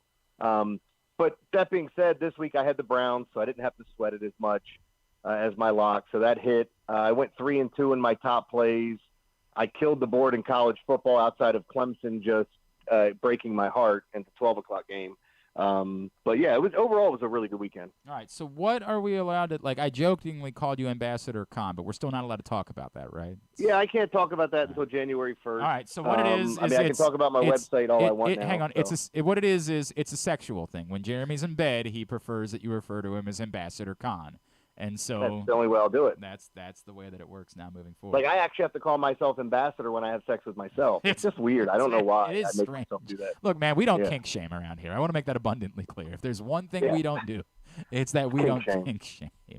Yeah. All right, we'll talk about the website. We'll do all that in a second. But let's get through yesterday. I don't know how you guys talked about it this morning. I've really struggled between doing post-game yesterday, writing a column about it, and today. What I have come to the conclusion of is, as inexcusable as it was for the Ravens to lose that game, I think it was more bizarre than it was a story about who the Ravens are. Like, I think that was more bunch of insane circumstances that lead to a result, but I don't think it really taught us much about the Ravens, or other than the fact that we knew they were insanely depleted, and that was always going to end up biting them in the ass at some point. Well, I mean, there's a couple of things. Like, we had people calling in and they're placing blame everywhere, and I'm like, you're all right. Like, everyone is 100% correct. Like, Lamar didn't play well. Too many turnovers from the offense, and you could sit here and talk about the refs if they make the right call. I mean, any one of those times, you're probably winning the game. Mm-hmm. But they all deserve blame, and the one that I just can't get past, and I even go back to the playoff game with Harbaugh. Like, just call the goddamn timeout to make sure and that tell Zay him Jones, you don't want him to fair catch it. Like, it's that simple. And you got coaches that are getting paid so much money that do the dumbest things all the time. Like, if you listen to Josh McDaniel in his post-game press conference of why he decided to kick a field goal, he sounds like a bumbling idiot. Like, he's never done it before. I'm telling you, you could not be employed by my team at that point. Yeah. Like, I'm not the guy that just fires coaches for the fun of firing coaches. You'd be fired. You'd be fired over that. And like, again, I'm not sitting here trying to take one out of Harbaugh. Like, I think Harbaugh's a better coach than people give him credit for. I've just seen too many of these times where I'm like, it's so simple, and he's very forward thinking too. This is one of these matters that just really pissed me off. And I'll say this: if he's not taking blame for it, because one of two things happened there. They added some time onto the 2-minute warning. So either he wasn't told specifically, had no idea what was going on, which I'd rather hear that, or they knew and just didn't call the timeout because they didn't want to. Because, like, oh well, he'll fair catch it and we'll still close it out and it won't be a big deal. But, like, to me, that's the biggest play in the game, and it's the one thing you have control over. You don't have control over the officials. They're going to call what they're going to call. You don't even have control over your quarterback, because once the ball's in his hand, he's ultimately going to make that decision of what to do. You have control over what you want your guy to do, and the fact of the matter is you told him to go out there and fair catch it on a free kick. That's fact. That's fact. All those things occurred. And again, I am willing. Everything that you just said is exactly how I feel. It's an awkward situation, and there's a clock. But at the end of it, you call a timeout, you fix it. You don't just say, we'll figure it out. All will be good. That's the difference in the game being over. I mean, over. And can I tell you another gripe? Because I always argued about this with people. Like, if you go back to the Marshawn Lynch thing in the Super Bowl, people were mad that they threw the ball. The fact of the matter is they were going to have to throw the ball on one of those downs, and I'd rather throw it on a down where you're not expecting me to throw it than to throw it on, like maybe they punch it in with Marshawn Lynch on second and we never talk about it. Maybe they punch it in on third. The fact of the matter is if it didn't work out on either one of those downs, you were going to have to hurry up and throw it on one of them because of the timeout situation. When the Ravens came in and you knew they had their 2 timeouts, or they had the 1 timeout and the 2-minute warning, why are you not throwing the ball on first down, right? Because they don't expect it. 2-minute warning. Yeah, right. Or if you run it on first, why are you not calling a pass play on second? Because you're going to make them use their timeout one way or another. That's what I'm doing. I'm doing something different to try to win the game once I've messed up, instead of going, we'll just run it 3 times and see what happens, or run it twice and then throw it on third, which they fully expect you to do. Yep, so 100%. I don't know. For a guy that I think is very forward thinking, I don't think he thought it out. I think it all kind of hit him a ton of bricks. And there's things that I think are unfair as far as criticism goes. Like, I think it's bizarro world. KZ was doing this with me yesterday, or our buddy Jake Luke was doing it. This thing where we're trying to make it seem like it was disgraceful if they were going to go for it on 4th down in overtime to have not run the ball on 3rd down. They called a play that had Isaiah Likely get hit in the chest with a pass. Yeah. He was hit in the chest. I get it. We always want to live in the world where if you just call something different, it works, and it's always the fault. And we don't want to do the part where we just say, hey, sometimes it's the player's fault. I like Isaiah Likely. I think he's a talented kid.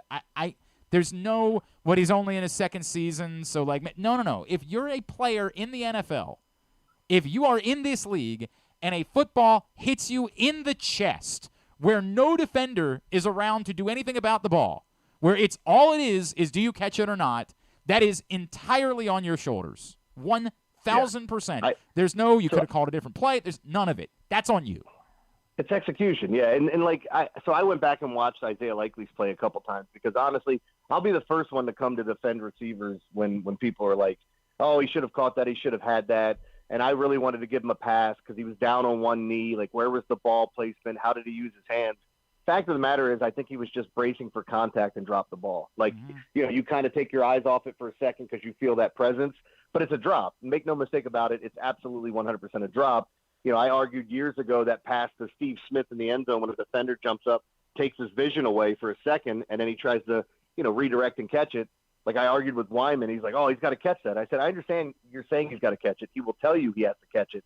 It's unbelievably difficult when your vision gets taken away at the last 100%. second. Like these guys, right. We see so many crazy things, but that's one that's not on Lamar. That's on Likely. And I agree with you. That's an execution thing. It's not a bad play call. It should have worked. 100%. It absolutely should have worked. I also think there's room to debate whether they should have gone for it on fourth down afterwards. Like I think that we're all pretending like it was an obvious thing. Like, hey, you got to. I was the only one on my table that said punt. Yeah, I would have punted. There's 3:25 left, and there is a 2-minute warning in overtime. Like and you have 2 timeouts. Correct. Like I'm the bizarro world in which we're talking about how it was obvious you were going to go for it on fourth down, and to their defense, I don't know that a decision was made to go for it on fourth down until after the third down play. I don't think they were thinking ahead on that way. I don't think it was we need to have 2 plays prepared. That's what you do when you're in the fourth quarter and you're down by 3 points and you're moving the ball and you know that you're going to have to go for it on fourth down because you've got to score or the game's over. You're not thinking that way at that point. All of a sudden they made the decision and they'll live or die with their decision. Again, that should have been a conversion because it was an obvious pass interference on Zay Flowers. But I don't think it was nearly as obvious as everyone's making it out to be that you should have gone for. Yeah. I think that play should have been called. People that are talking about the face mask, that absolutely should have been called. But again, that would have just restarted third down because we didn't see the other play where they threw the actual flag on it. Yep. The other part of this too is like, as we look at what's going on, I had somebody ask me like, why would you punt it there? And I said, because I want to pin them back and make them drive the length of the field. I have 2 timeouts. I have the 2-minute warning. And they said, you'd rather play for a tie? And I'm like, no. A tie is a half a win. Well, I agree, stop thinking about it as a tie. But I'm not playing for a tie at that point. I'm playing for the last time we pinned you back, we got a safety. And even if that doesn't happen again, I'm going to think that I'm going to get the ball back with good field position. I don't think that you're going to be able to open up your offense the way that you want to. And the argument would be, well, they just threw a bomb to Michael Pittman a couple of drives earlier, which is fine. But I don't think you're going to be inclined to open up your offense that way when you're inside your own 10-yard line. Like, I think that you put yourself in a good position to get the ball back with 2 minutes left and have a chance to win the game. What a weird game. Just so bizarre, dude. There were a lot of them yesterday, and gambling's fun too because the Miami Dolphins won 70-20, so that means Denver lost by 50. They go on the road to face Chicago, and now somehow Denver's favored over Chicago. So, yeah, it's a fun league sometimes. I mean, Chicago's the dumbest. I've had a lot of bad takes in my life, Jeremy. Like when you do this, we kill people over bad takes. The number of times we've been I was laughing with you about the picks that you made last weekend that were wrong, right? Like we're all going to have this happen. I picked the Bears to be a playoff team this year. Well, it might be. There's still time. Yeah, there's still 14 weeks. Time. This is going to go down as the worst take I've ever had in my entire life. People are going up to DJ Moore saying, man, what are they doing with you? Why aren't they using you? And he's like, I know, bro. I mean, but what is he supposed to say? So bizarre. And everybody's like, well, Justin Fields ran all over the place last year. You just got to let him run. They're telling you, like, yeah, you can play and you can be okay with that, but that's not a style that's conducive to winning. You're going to have to be able to throw in this league consistently. But the crazy part to me was that, like, Justin Fields in college could throw the ball. Like, this is the part that I can't figure out. A year ago, all figured out, like, Justin Fields can't throw. I'm like, well, what? Are we talking about the same guy? Look at his numbers in college. He could throw the ball. He didn't have issues. No, not like this, man. No, man, it's so weird. It's so weird. All right, I'll pose this one to you. Who's the Orioles closer at this point? the guy that pitches the last inning. Yeah. So, I honestly, I would rather see them just settle on a guy. Like, there are a lot of people say I like closer by committee, but I don't know. I just feel like some of these guys would rather know when they're getting into the game typically. Like I don't know why I like the process of knowing that's my 7th, 8th, 9th inning guy, especially going into the postseason where you feel like if you have those 3 allotted, then you figure out the rest. Maybe you say I need my starting pitcher to give me 5 or 6. Then I find that other person for another inning to get through it. And then you feel like you kind of have the model of what you need moving forward. This is going to be so weird. We got a team that's going to win the division, that's most likely going to win 100 games. And then on top of it, when we get in the postseason, we're going to do something totally different than we've done all season unless Felix Bautista can pitch. So it's weird. It is weird, but at this point, like, do you have confidence in Cano being the guy for the postseason? Oh, no. Yeah. Like, I love Cano, and what was the number they gave? Maybe it was on Friday night that, like, his last 52 batters he's faced, he's only struck out 2 of them. Like, he's not getting it by anyone. Everyone's hitting him. Yikes. So it's not a good look. It's not where we were, and it's kind of weird. Like, we were like, we got Minnesota, and then you see Cano now. It's like, oh no, he stinks again. It's like. All right. 2 things I got to run by you before. First, I need to know, there's a report this morning that original showrunner Greg Daniels is in and a reboot of The Office is happening. Yay or nay? I don't know how I feel about it. Like, I love that show. I would probably give it a chance to rewatch it. Honestly, I haven't even really gotten into any of these reboots. Like, I didn't watch the new Fresh Prince, which I understand is different. I didn't watch Wonder Years, and it has nothing to do with some of the changes they made, if you will. It's just, I don't know. I just don't have interest in the reboots. This one I probably will, though, just because of how much – I didn't watch The Office until, like, 2015, and I think I've seen the entire series at least 50 times over. I think the interesting part to me, and we don't seem to have the answer yet, is it a reboot with like a new cast and a new story, or is it just like picking back up and somehow everybody ended up back together at Dunder Mifflin, 7 years down the line, and it's the exact same cast, it's everybody involved. But I couldn't see the exact, like, too many of those guys have gone on to bigger things. How many do you think wouldn't do it, though, right? Like, Steve Carell probably wouldn't. Although at this point, like, I don't know that he's really a movie star anymore. He's got the morning. Is he still on the morning show? I don't watch the morning show. Yeah, he's doing that. He's still doing that, but I would think that they'd be able to do both things. Like, I think that they'd be able to film both. Maybe Steve Carell could come back because, obviously that was the problem at the end. Ed Helms was a movie star for a minute, but is he still a movie star at this point? No, I guess the only one I would be thinking about, Jim, is he coming back? Yeah, he's legitimately a movie star, sure. And who else would? I mean, I guess because Pam went off and did a couple of movies afterwards. Yeah, like everybody had their moments, but I feel like for the most part, they're none of them are at the prime of their stardom. So I feel like the opportunity would be there to try to get everybody back together. Because, for example, I'll tell you, like, I was never a big.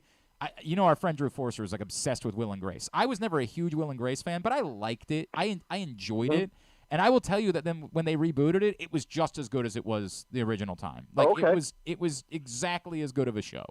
Now that's it's weird. Like I watch a lot of movies that get reboots, but I don't watch a lot of TV shows that do. And I don't blame you for that. Normally when something like this comes up, my initial thought is no. Like just no, leave it alone. It's good. There's nothing else that needs to happen here. You've told all the story that you need to tell.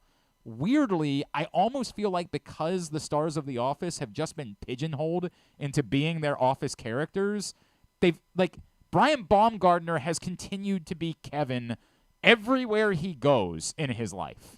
Rainn Wilson is begging to do anything else, desperate, but has to just be Dwight everywhere I feel like they've kind of continued to be their characters moving forward anyway, so...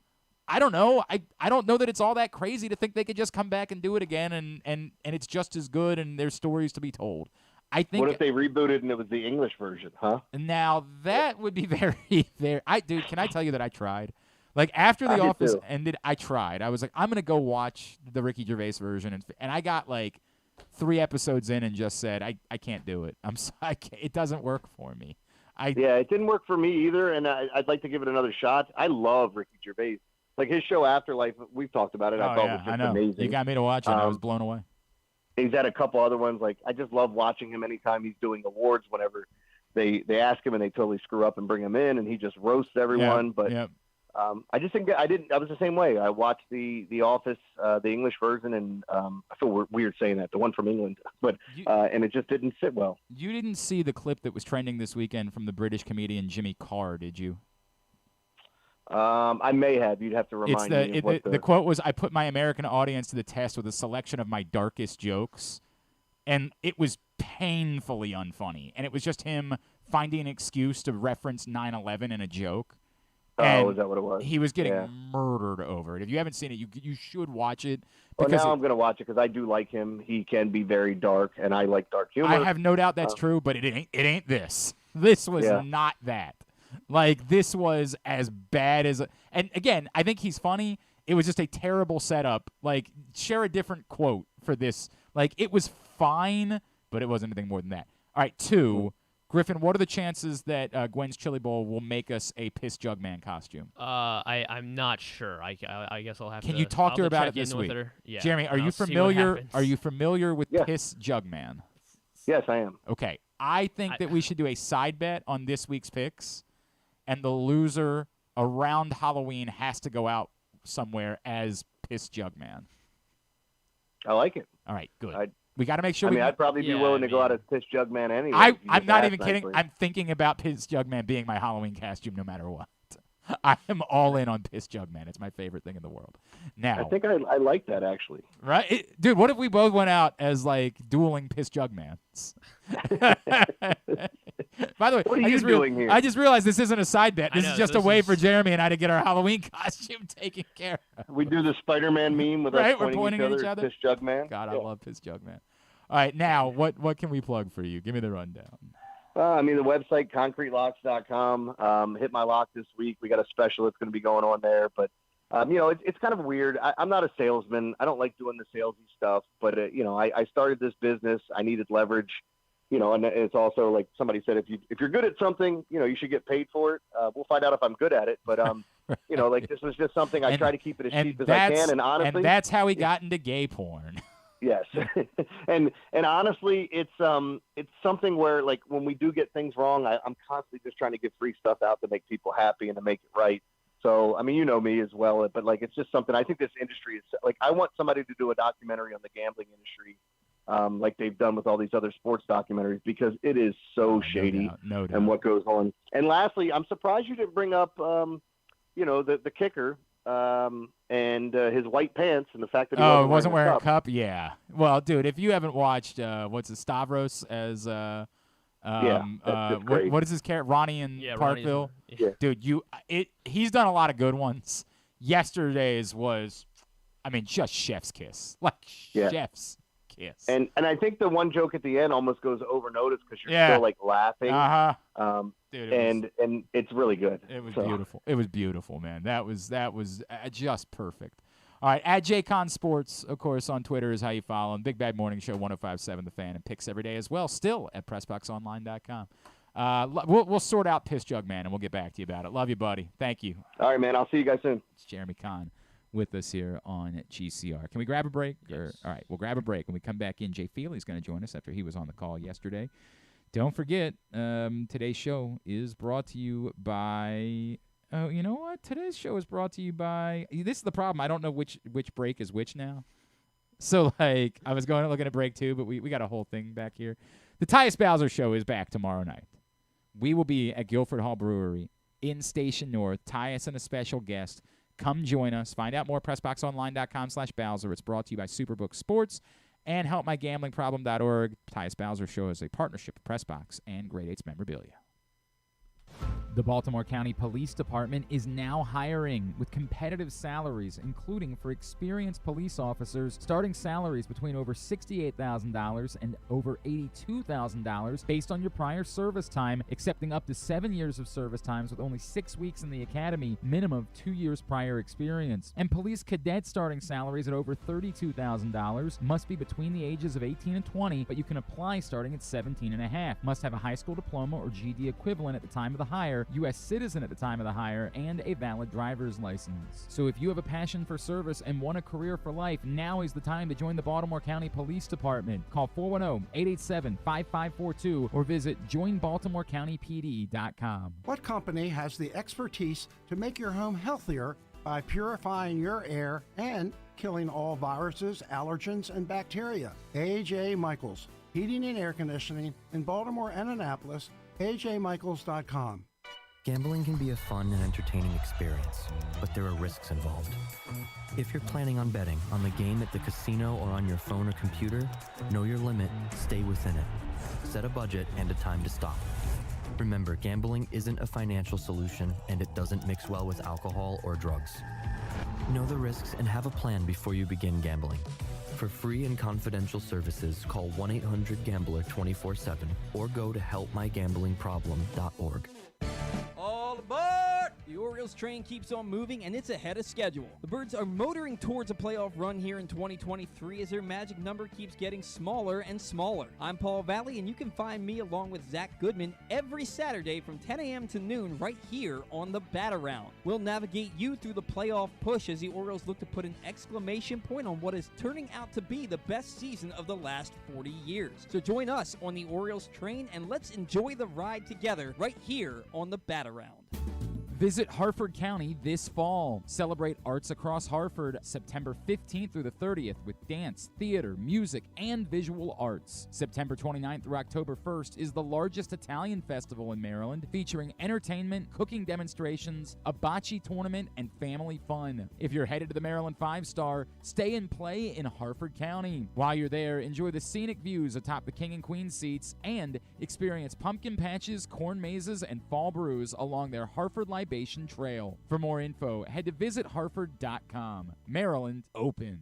Picking a restaurant to try for the first time? Let's look at the Costas Inn. Here's a few checklist items. Quality of the food? Check. Quality of service? Check. Does restaurant have plenty of free parking? Check. And finally, does restaurant have delicious steamed crabs, crab cakes, crab soup, and specials galore? Check, check, check. Costas Inn, 4100 North Point Boulevard. They check all the boxes.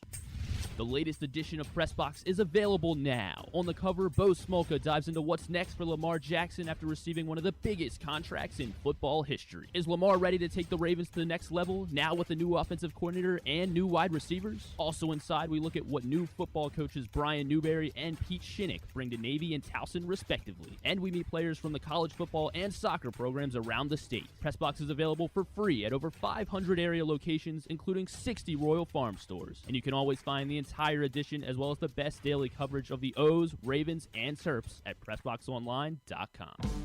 6 chicken tenders made from fresh, never frozen Royal Farms world-famous chicken, a family-sized order of Western fries, honey mustard dipping sauce, and a 2-liter bottle of Dr. Pepper. It's Royal Farms' new Tucker's Tenders Meal. It's Justin Tucker's favorite, and at only $19.99, it'll be your favorite meal, too. The new Tucker's Tenders Meal, available only at Royal Farms. Now you can kick back, relax, and eat like a champion.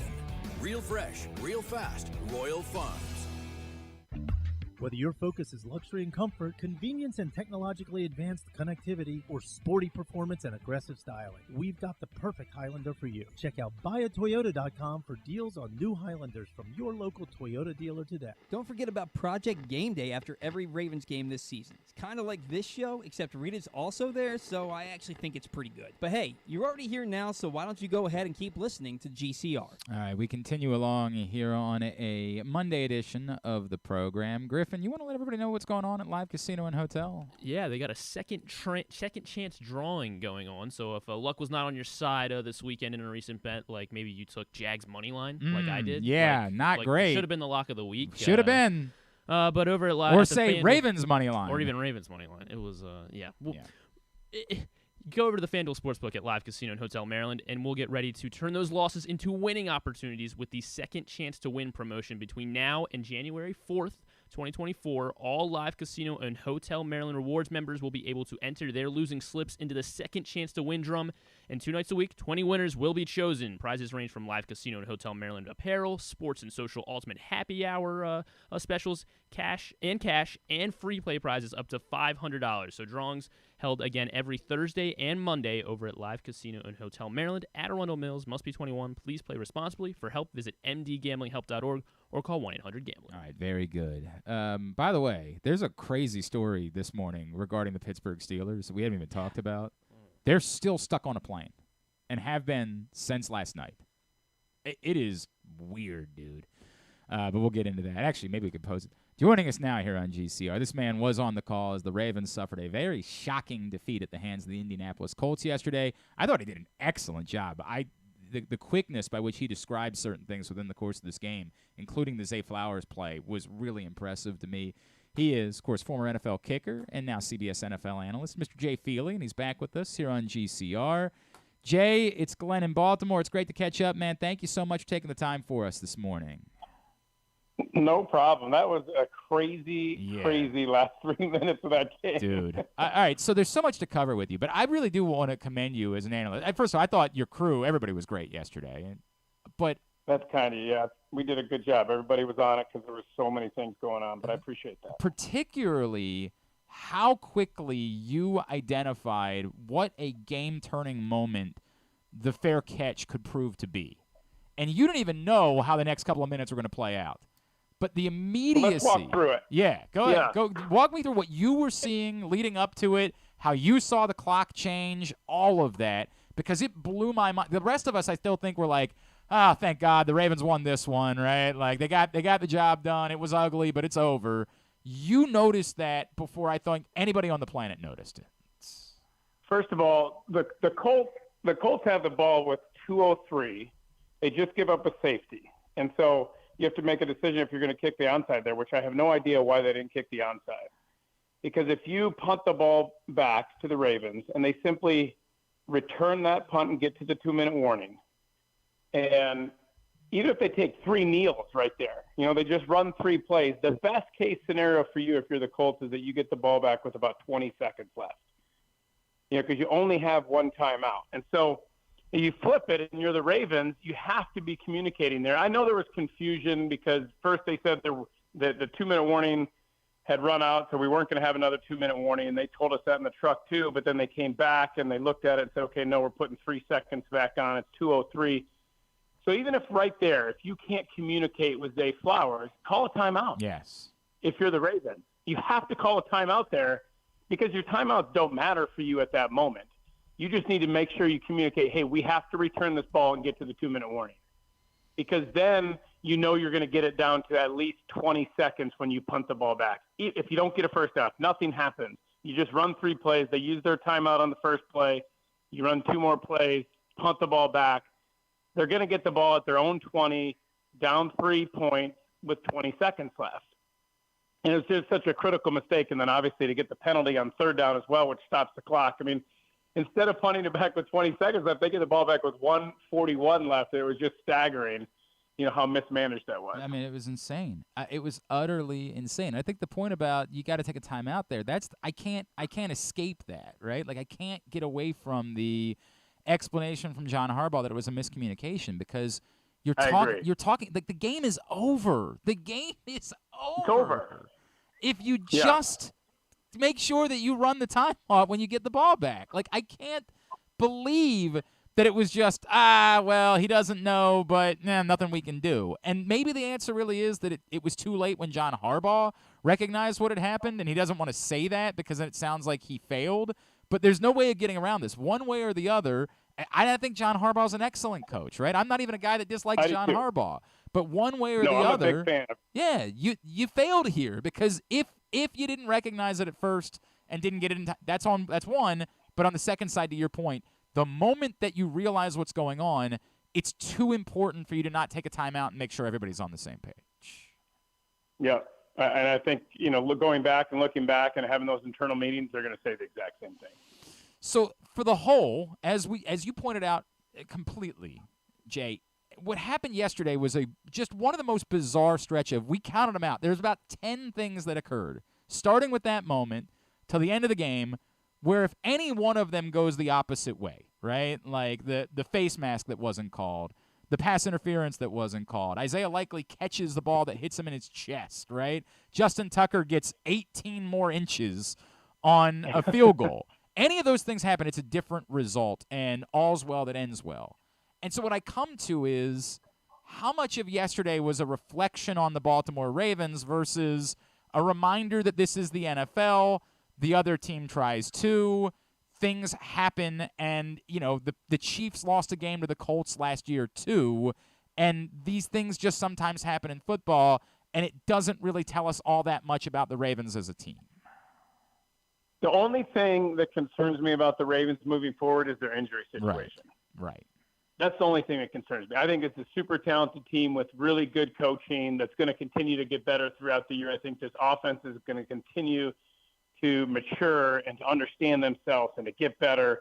I like the way they're going offensively. I like what they're doing with Lamar Jackson, and I think it's going to just get better and better as he understands this offense more and feels more comfortable, and the receivers get healthy and they're able to make plays, and you're able to get Bateman making plays, and Odell's back out there. And I just think, when you get your offensive line healthy again, and there's going to be a lot of maturation that happens with this offense. And I think the defense, I love the way they play, and they made plenty of plays to win that game yesterday. And like you said, there's lots of plays, and I go back to the fumble by Drake in the first quarter. Yep. Like it right there, felt like the Ravens were about to just run away with that game, to go down and score another touchdown, go up 14-0, and be cruising. And that play kind of changed the whole tenor of that first half, and it became a dogfight. And then you're right, it is the NFL, and anything can happen, and you have to make plays when you have opportunities, and they just weren't able to do that. Jay Feely is with us here on GCR after he was on the call yesterday. And Jay, to the point, like that, I don't want to be dismissive of it, because I still don't think that you make excuses for what happened. The difficult part about this is I can both feel as though it doesn't, and you and I are in agreement. I think the only thing that you really learned yesterday is that, like, it was too overwhelming, this list of injuries. But still, with all of that, they still should have won this game. And ultimately, you could get to the end of the season, and it could be a scenario where we get to Week 18, and we're talking about a team that hasn't clinched yet and would have been able to had they just held on and won that game against the Colts at home. So it's the tough part about these conversations, where I'm not trying to be dismissive of it yesterday. They should have won that football game, and it might actually end up burning them when you get to the end of the year. Well, you figure that Joe Burrow at some point is going to get healthy, and the Bengals are going to get better, and then the Browns and the Steelers go and get wins as well, and so they're sitting at 2-1. Because I really felt like early in this season, when the Steelers' offense was struggling, and with the Nick Chubb injury for the Browns and Joe Burrow and his play and his injury for the Bengals, this was a huge opportunity. Not only that game against the Colts, but the next few weeks to really put separation between the Ravens and the rest of that AFC North. But it didn't happen. And so you've lost out on a huge opportunity, and now you got to try and get healthy and get ready and get ready for a big game. I want you to know that I'm aware of how insane the question I'm about to ask you is, all right? I want you to know that. Okay. Justin Tucker has missed 2 50-plus yard field goals this season. Actually, 60-plus, right? Was the first one 62? I thought the first one was 50. I thought 57. I thought it was 50. I thought it was shorter than 60, but maybe it. Okay. I know what I'm saying is bonkers, right? But you understand, because you and I have talked about Justin Tucker before. Like, we are talking about the standard being literally the greatest kicker of all time. Is there any chance that we're seeing that, like, that level, just the absurd, no human has ever reached this level before, might not be where Justin Tucker is? I'm not saying he's not still maybe the best kicker in football or something. Okay, go ahead. Talk me through it.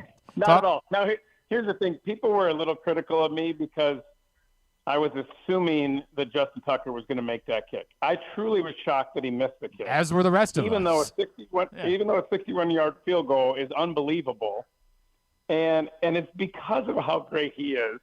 That's why I assumed. Like, I literally have watched him in practice, make 70-yard field goals, and watched a set, where he's making 7, 8, 60-plus yard field goals in a row. So I had complete confidence that if they got him to around a 60-yard field goal, that he was going to step in and make that. And like you said, it was about 18 inches short. I mean, he hit it right on line. He just caught it, I think, a little undercut, and so it went a little higher than he wanted, and it didn't carry as much. But to have that kind of confidence in a kicker to make that kick is absurd. And I did. I had that kind of confidence in him, and I think Ravens fans did as well. Did you think they should have let him try from 63 at like knowing? I would have. Yeah. Yeah, I mean, but the other thing is I think they do a really good job. You have Randy Brown, who's been there for a long time, who's the kicking coach. He talks to Justin. They understand. Randy watches them in warm-ups. So they kind of really have a good understanding of where his distance is that day. And they're very objective about that. And then Randy's going to communicate with John so that because if a head coach goes to a kicker and he says, hey, can you make this? 99% of the time you're going to say yes. Because, like, you're thinking, like, yeah, best case scenario, I can make this. But John usually goes to Randy, and they have that conversation. And they're like, Randy says, objectively, like, yes, he can make this, or no, I don't think we should kick this. So it takes the kicker out of the equation somewhat. And so I'm sure they had those conversations on the sideline. By the way, it was 59 was the miss against Cincinnati. So basically a 60-yard field goal for what it's worth. And again, I know when I asked that question, we're expecting him to make a 60-yard kick every time. But that's where we are. Like, that's the standard that we have come to accept from Justin Tucker. Like, that if we don't know that a 60-yarder is automatic, we think something's wrong. Like, that's where we are with how good Justin Tucker has been over the years, man. Obviously, we are quite spoiled here. That said, and it's the part that I don't like doing. Let me just put it in context. Yeah. Can I put that in context here? Please. I think I'm right on this stat. I think there's 4 kickers in NFL history that have more than one 60-yard field goal in their career. I think there's 4 who have made multiple 60-yard kicks in their career.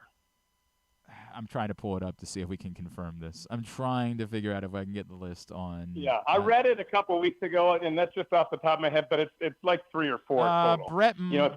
Brett Maher had a couple 62-yarder. Actually, Brett Maher had 2 62-yarders and a 63-yarder. Jesus, Brett. And you're right about Prater. Prater had the 64-yarder, and he made a 61 yesterday. Yep, and he had a 62 apparently as well.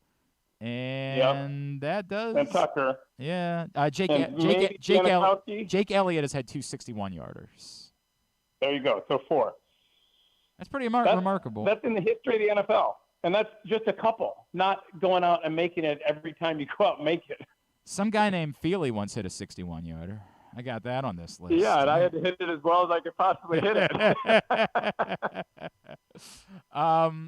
On the flip side, and like we hate tipping our cap, but like you can give us context to it. I don't know. Given the field conditions, I hate what Matt Gay did yesterday. To me, is one of the other remarkable parts of the story, right? Like I don't know that given the field conditions that you could have assumed that someone was going to go 4 for 4 on kicks of longer than 50 yards.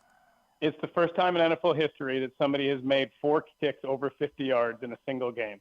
And at the end of the game, I said it's arguably the greatest kicking performance in the history of the NFL. Yeah. That game was. I mean, to make a 53 to tie it, to make a 53 to win it, and 2 more throughout the game to keep your team in it and to go 5 for 5. I mean, it was just a phenomenal performance by him, and every ball he hit was perfect. And so, that kind of performance, you kind of tip your cap and just say, hey, that was excellent. But if I'm a Ravens fan or if I'm in that locker room, I know we let a game go that we should have won. 100%. And that's why it's so awkward to talk about today because, Jay, you and I are simpatico on this. There's no excuse.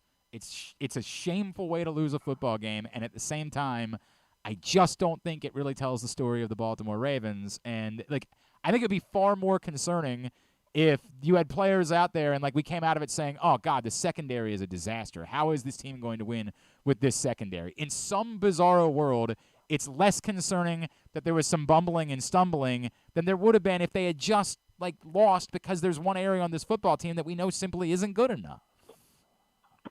Right. If you get Marlon Humphrey back out there, that changes everything at the corner position. Then you get Marcus Williams. You put Marcus Williams with the other guys in the secondary, and what you're able to do on that defense, and that transforms everything with him and Kyle Hamilton back there. That's an unbelievable middle when you have Roquan Smith and Patrick Queen, and you have Williams, and you have Hamilton, and what Hamilton was able to do in that game was phenomenal, rushing off the edge. And you start to get healthy on that side of the ball, and then you get Odell back, and then you get, your offensive line back. And, Linderbaum, that's a big – to have him back in there. I mean, obviously Mustafa's done a good job stepping in, but he had the big mistake, and, to be able to get your left tackle back as well. I just have a lot of confidence in this team going forward. All right, now before I let you go, Jay, we referenced this, but the Pittsburgh Steelers are still stuck on a plane. They have been on a plane since 1:30 last night. They've been on a plane for 10 hours. I don't have all those answers. What I need to know is, you've been on a lot of football teams. At what point in this circumstance do things start to devolve into chaos? Like, at what point do you go from, yeah, we won, we can get a nap, everything's good, no problem here, to, oh, God, we are sick of being around each other and we have to get off this plane? Well, the other context is when you're on these planes with the teams, everything is taken care of. Like, you just kind of walk through your security right at the building, you get on the plane, they have everything taken care of, you have a police escort. Like, everything is taken care of for you. So to have this kind of situation is kind of crazy. And I'm shocked that they just didn't say, okay, we're getting off, get us buses, and we'll figure it out. I'll never understand that. Like, how do you not – and I guess the answer is, like, you don't want to have to get a hotel or anything like that. You just want to figure it out and get on a plane. Man, I don't get it. I don't get it how the answer is you're still sitting and waiting on the plane. It's one of the biggest problems in commercial travel right now is when there's something wrong with the plane and they just tell you, don't worry, stay on the plane. And all you can think to yourself is, I'm going to lose it. I'm going to lose my mind in 5 more minutes. I guess it's a welcome to the real world moment for the Pittsburgh Steelers. No doubt, man. No doubt. Jay Feely, what do you guys have next? I'm off. I got USC, Colorado. I get to go watch my son play. Oh, that's right. At Colorado, man, so. that's cool. You know what? I saw you sharing some stuff on Twitter earlier this season about your son. It was really. I'm a softie now, Jay, because I got 2 boys, and like all of that stuff makes me weep. I'm the softest human being on the planet. But to see you like celebrating your son, and I know it was a tough one on Saturday for them, but to celebrate the way that the season had started for him and for them was really special to me. And I imagine it's been cool. Like, I saw Dion was tweeting with you. Like, how cool has that been for him having that relationship? Well, just to get to see him get his opportunities. Worked really hard for this. It's been a couple of years, and so to see him get his opportunity, and then, you can't do anything as a dad. You got to hope that he goes out there and takes advantage of it and is able to perform under pressure. And he's done an awesome job with it so far. I'm really proud of him. My wife and I have had a blast going to the games and watching and just seeing him realize his dreams. And so There's ups and downs always in sports. It's fun for me to be able to give him context and just kind of help him mentally walk through it and then just see him go after it. And so it'll be fun. We get to go watch that game. And then the week after that, they're here in Arizona, which is where I live, playing against Arizona State, which is where he played the first 2 weeks. So that'll be a big game for him as well. Man, that's cool. At Jay Feely on Twitter is how you follow him. Congratulations, Jay. It's really awesome and really appreciate you. Thank you for taking a couple minutes. Great to talk to you. Thanks, bud. Jay Feely from CBS with us here on GCR. And again, I thought he was great yesterday. That's not me. Like, I really thought he was sharp and on it. And it's one of the things that bothers me most about broadcasts is, like, you're supposed to know more than the average person. You're not supposed to be reacting 4 minutes later. You're supposed to see things the average person doesn't see unfolding during the course of a game. And I thought Jay Feely was all over it yesterday. Like, I thought he was great about that, so really enjoyed that call. All right, let's get into this week's Slaps of the Helmet. Unfortunate, but that's the way that it goes. Ravens lose, and when they lose, we've got to dish out some slaps. Slaps are brought to you by Superbook. You can use the code GlennClark23, superbook.com, or the Superbook app, and when you do, you'll get a same-day first bet match up to $250. Win or lose, you get that match. I was trying to see if we already had a line for next week. We do. What do you think it is? Did we play? Where are we? We're at Cleveland? Yes, at Cleveland. Yeah. Because you're on the team, of course. Let's see. I mean, they just made that line. Ravens -2.5. Ravens +2.5. Wow.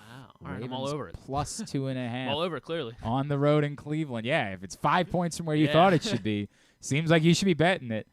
Do that right now, superbook.com or on the Superbook app. All right, here's the deal. You know how it works. It's we did Pats the first 2 weeks. It's just the reverse. The 5 Ravens that are most deserving of criticism or scorn for their performances, decisions, whatever they are in the loss. Same structure. You got to pick 5 Ravens, build them up from 5 to 1, with number 1 being your anti-man of the match. 2 must be offensive players, 2 must be defensive players, and the 5th can be whoever you like, another offensive player, another defensive player, a special teams player, or a coach. It was a tough week for defensive players, right? Like, it was just tough because nobody, I think, had a particularly bad game. But number 5 on my list, it's just an unfortunate. By the way, I know we've really struggled with getting the soundboard launched, but one of the things I definitely need for the soundboard that we will hopefully use at some point is Dante from Clerks saying, "I'm not even supposed to be here today." Because I feel like I reference this a lot of times when we do slaps to the helmet. I don't know how to criticize Jeremiah Moon, right? Like, how do you do that? He's not even supposed to be here today. Jeremiah Moon's not supposed to be a player on a football team. But he was. And when Kyle Hamilton sacked Gardner Minshew at the end of the first half, the ball was right there. And he could have done a couple of things. He could have fallen on it. Had he fallen on it, he might have been criticized, right? Like, we might have said, dude, if you just pick that up, it's a scoop and score. But he tried to do that. And he didn't. And was it Quentin Nelson who knocked it out, actually? Yeah, I think it was Quentin Nelson. I believe it was. I actually think there was more of an argument for looking to see if he had come away with possession. And then they get a new set of downs. That was never something that really, like... Fortunately, no. No, I mean... Like, if he had possession... Right, and then the Colts would have gotten a new... I'm saying, was it actually recovered on the sideline or not? Was the ball actually maybe out of bounds? Because if he had possession and the ball had gone out of bounds, then it would have been Ravens' ball. Yeah, okay. But look, I haven't looked at it again. It might very well be that the entire thought process is blown up because it actually was recovered and it wasn't out of bounds on the sideline, right? Whatever. Moral of the story is there was an opportunity there either to pick it up and run it back or to, at worst, fall on it, and then the Ravens are already on the edge of field goal range with still lots of time. It cost them points. There's no way of getting around it. It's tough to criticize Jeremiah Moon because he's Jeremiah Moon. But that cost the Ravens points. And on a day where it was tough to find defensive players for the list, it earned him number 5.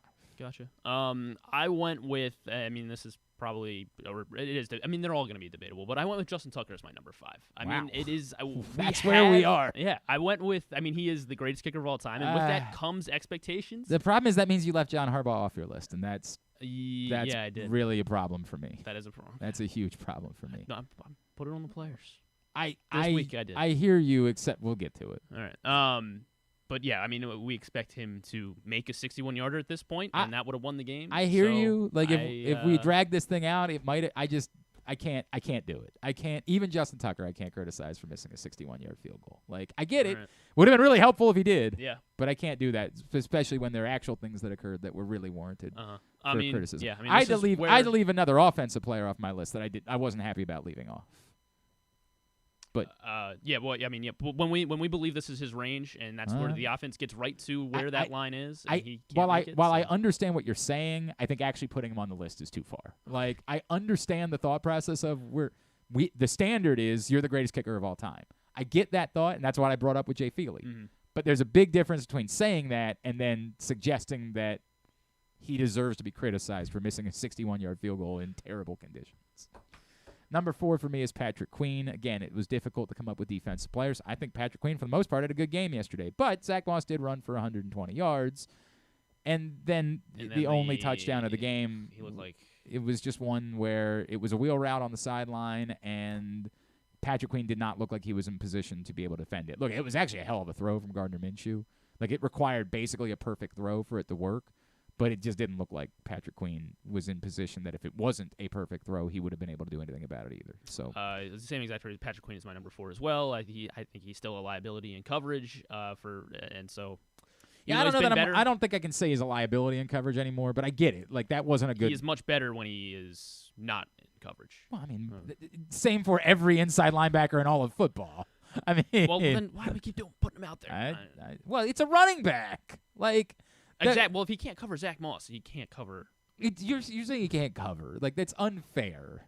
It's unfair. I get it, and he's my number 4, but I think we're just using different verbiage because this goes back to your deep-seated Patrick Queen thing that you haven't been able to shake for your entire life. Well, my number 3 is Isaiah Likely, and again, this is tough because it came down to either Isaiah Likely or Kenyon Drake for me.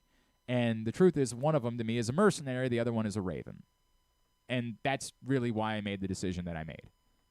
And if I thought Kenyon Drake was a part of the story, then I probably would put Kenyon Drake on the list. But Isaiah Likely is supposed to be part of the story. And there's no defending it. And there's no, well, they could have called something. None of it. None of it. The ball hit you in the chest. There was no defender between you or the ball, nor could any of the defenders do anything about the ball around you. I think Jeremy's point is relevant. I do think that he was hearing footsteps, but you're already on the ground. There's no excuse. There's no defense. There's none of it. If it was, I'm trying to think of who was the scrub that they had running around that everybody fell in love with in the preseason that was playing tight end. What was that guy's name? Volkolek. Volka. Yeah, Volkolek. Is that whatever it was? If it was that, Travis Volkolek. If it was that guy, it would be inexcusable. You can't be an NFL player. And we think that Isaiah Likely is more than the last guy on the roster. We keep raving about how talented he is. You can't be an NFL player and drop that ball in that situation. There's no getting around it. I get it. The Kenyon Drake fumble is completely inexcusable. And by the way, the Sam Mustipher thing was also tough for me too. Like, I also definitely considered Sam Mustipher on the list, but remember, they didn't lose that ball. That can't happen. Like, it just cannot happen ever. Isaiah Likely was my number 3. Yeah, Likely was not great. He escaped my list just because, I don't know. I guess I don't know why I'm not like as hype as far into the hype as a lot of other people. I don't know that it matters Likely. about the hype though. You're on the field and you drop that ball. I don't care. Yeah. As I said, I mean, I guess because if it was James Prochet yesterday doing that, then yes, he would have been on the list. Anybody at all who's in that spot has to catch that football. Every single one of them. If you are an NFL player that has a ball hit you in the chest with the game at stake, I have to criticize you for it. I have to call you out for that. I do think that Isaiah Likely is above the floor, right? Like, even if I'm the craziest of the hype is too much, but he's not replacement level to me. He's not the bottom of guys that are just on the team. He's Jeremiah Moon is that guy.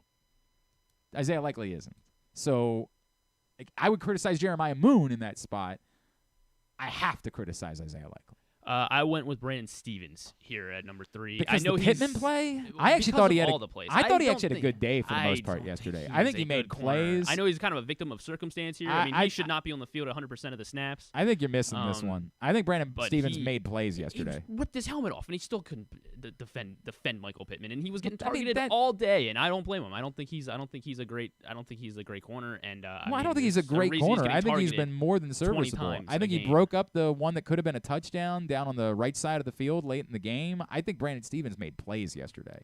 It's not just that he made plays.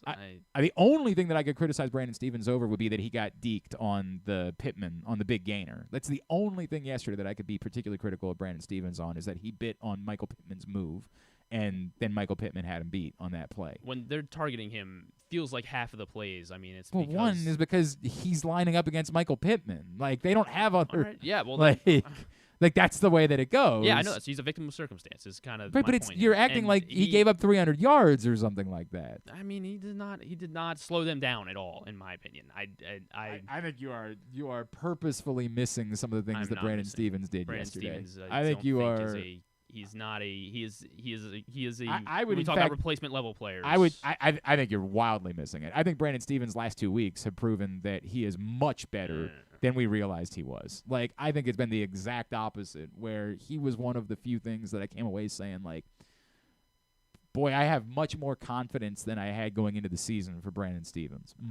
Drastically more. I am do not have confidence in him. I hope we get more corners back and healthy. I mean, I guess our Darius Washington's gone now. Who do you think that's going to be? Yeah, Kyle Hamilton. We're gonna have to move him out there. Like we just need guys to get back.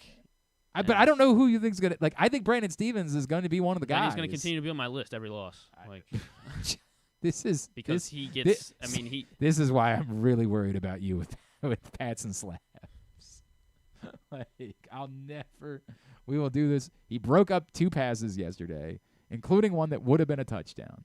Like, I'm not sure what there is to say. Now, I get it. He did get deked out. On a day where it was tough to come up with defensive players, if you had just said, look, man, Brandon Stevens was admirable, but the biggest gainer of the day, he was the one that bid on the move, and because of that, he's on the list. I would say, all right, yes. I get it. Like, it's probably unfair, but I don't think Patrick Queen had a bad day, and I put him on the list too.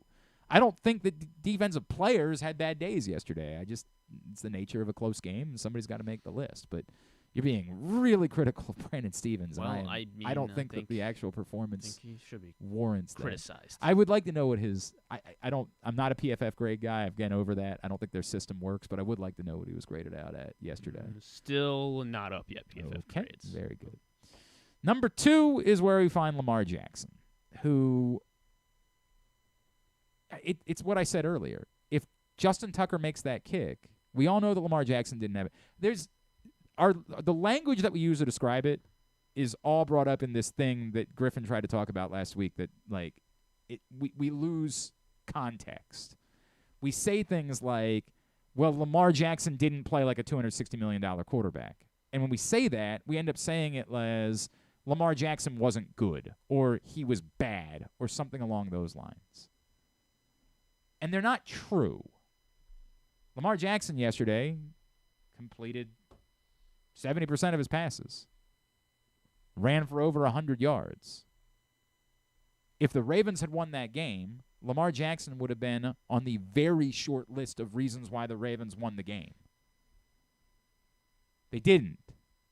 And so because of that, the mistakes that were made are amplified. And we don't talk about it appropriately. Lamar Jackson wasn't great yesterday. He was good enough to win in tough circumstances. You'd like for him to be closer to perfect. But we lose our minds and we lose all context for how to discuss these things because all we do is $260 million. That's all we say. It doesn't even mean anything. They're just words that we throw out there to justify our feelings. Our feelings are, when you get paid $50 million, it means you have to literally be perfect. And that's never going to happen. You get paid that much because otherwise you got to trot out Jimmy Garoppolo as your quarterback. It's a shame that Lamar Jackson lost. The one fumble is on him. The other one, yes, he was the one that fumbled it, but it's on the fact that he tried to make the right decision to not throw the ball, and in that moment, as he was bringing the ball down, it happened to be swiped out, as he was going back and forth with somebody about last night on Twitter. The third one that we're trying to put on him is insane. It was, like, if you want to say it's weird that there was a communication error there and that Sam Mustipher was snapping the ball before he was ready, that's fine. But even if Lamar Jackson was ready, the ball never left the ground. Like, I don't know how to explain the entirety of what happened, but that's on the center. That the snap never left the ground, and he was trying to skip a rock back to Lamar Jackson. It wasn't his finest day. And because that's the nature of the quarterback position, and because he did make a couple of mistakes that were on him, but the reason why he's number 2 on the list is the sack. That's the one. Without it, Lamar Jackson might have been on the list, but it would have been tougher because he did too much good for me to measure it against, say, Kenyon Drake, who I left off the list. Oh, okay. Right? Or Melvin Gordon, who has nothing to offer. But the sack was so inexcusable. Right, because if he avoids that sack, who knows? Well, I mean, like, we're doing it. There is also some weird revisionist history going on there where people are like... The next play was the Aguilar play, right? Right. But, like, we're doing this bit where, like, well, if he just avoids that sack, then they score. I'm like, well, they're not in field goal range yet. Yeah. Like, let's ease up on all that. They still have work to do, and we think, to your point, as you said that you think that Justin Tucker should have made that kick, that he got him into field goal range anyway without the sack. Yeah. But the sack is still inexcusable. There's no getting around it. You've got to know when you take the field that no matter what, that can't happen. And I get it. Lamar Jackson is remarkable with his feet. But in that situation, either there's a clear path or you've got to get to a place where you can throw the ball away. And that's why he can't avoid the sack specifically is why all of the good that he did isn't enough for him to overcome, and he had to be number 2 on my list. Yeah, I'm with you. I echo pretty much everything. I had Lamar as number 2 on my list as well. So I can't figure who your number 1 is. It's I'll make sense of it. But yeah, everything you just said. The fumbles, as much as maybe some of them weren't on him, you still we lost one of the fumbles, which was crucial, directly led to 3 points, and they lost the game by 3 points plus the sack. So Lamar is number 2. All right, Even though he played well. Number 1 to me is John Harbaugh. Like, that to me is the we were just talking about with Jay Feely, I can't escape from. The game is over if you just make sure you get that right. I can't get around that. We can debate the decision to go for it on 4th down. We can debate certain things. There's no debate about that. There's no... And we can, all the other little things people want to point out, like, oh, they weren't ready to play. Here, he was so emotional last week, they weren't ready to play this week. Those are things that, like, I can't define. But I can define this one. The moment you realize that you guys have the wrong call, you got no choice. As it was pointed out by a few people, they were lined up expecting an onside kick. And then the punter was sent out there. So there was general confusion to begin with.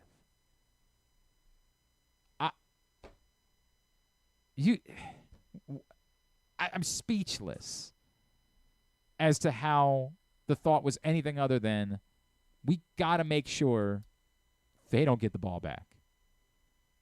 We can't give them a free timeout here. We have to call our timeout to make sure we're all on the same page, to make sure we have this right. And that's an error that I can't say definitely cost them the game because – sure, let's just say that they call the timeout and we come back and Zay Flowers, runs, or whoever, Devin Duvernay, runs around for 3 seconds, gets him underneath the 2-minute warning. Then maybe they still commit penalties on the other side and the clock still stops anyway. But that can't happen. That it's as inexcusable as inexcusable gets. Like, there's only so many things you can tangibly measure with a head coach. Like, other these things are esoteric. It's like when we talk about Brandon Hyde. Like, how much of the culture is him? I don't know. But I know tangibly the head coach is the one that has the responsibility of saying, this is too important and we don't have it right. We have to call a timeout and make sure we get it right because it's the difference in 40 seconds. John Harbaugh's number 1. Number 1 should be Clete Blakeman and his refereeing crew because they cost the game for the Ravens. God's sakes. But yeah, number 1, I'm going to go with Kenyon Drake here, and it does seem unfair. I mean, he showed up in the building Wednesday morning, and but the fumble, that changed the trajectory of the entire game. And you have one job, and it is to hold on to the football. I know there's 11 other guys who their sole job is to knock the football out of your hands, but this is the one thing that you have to do, and it's take care of the football. And he wasn't able to do it. It was it his first touch of the season? I guess it might have been.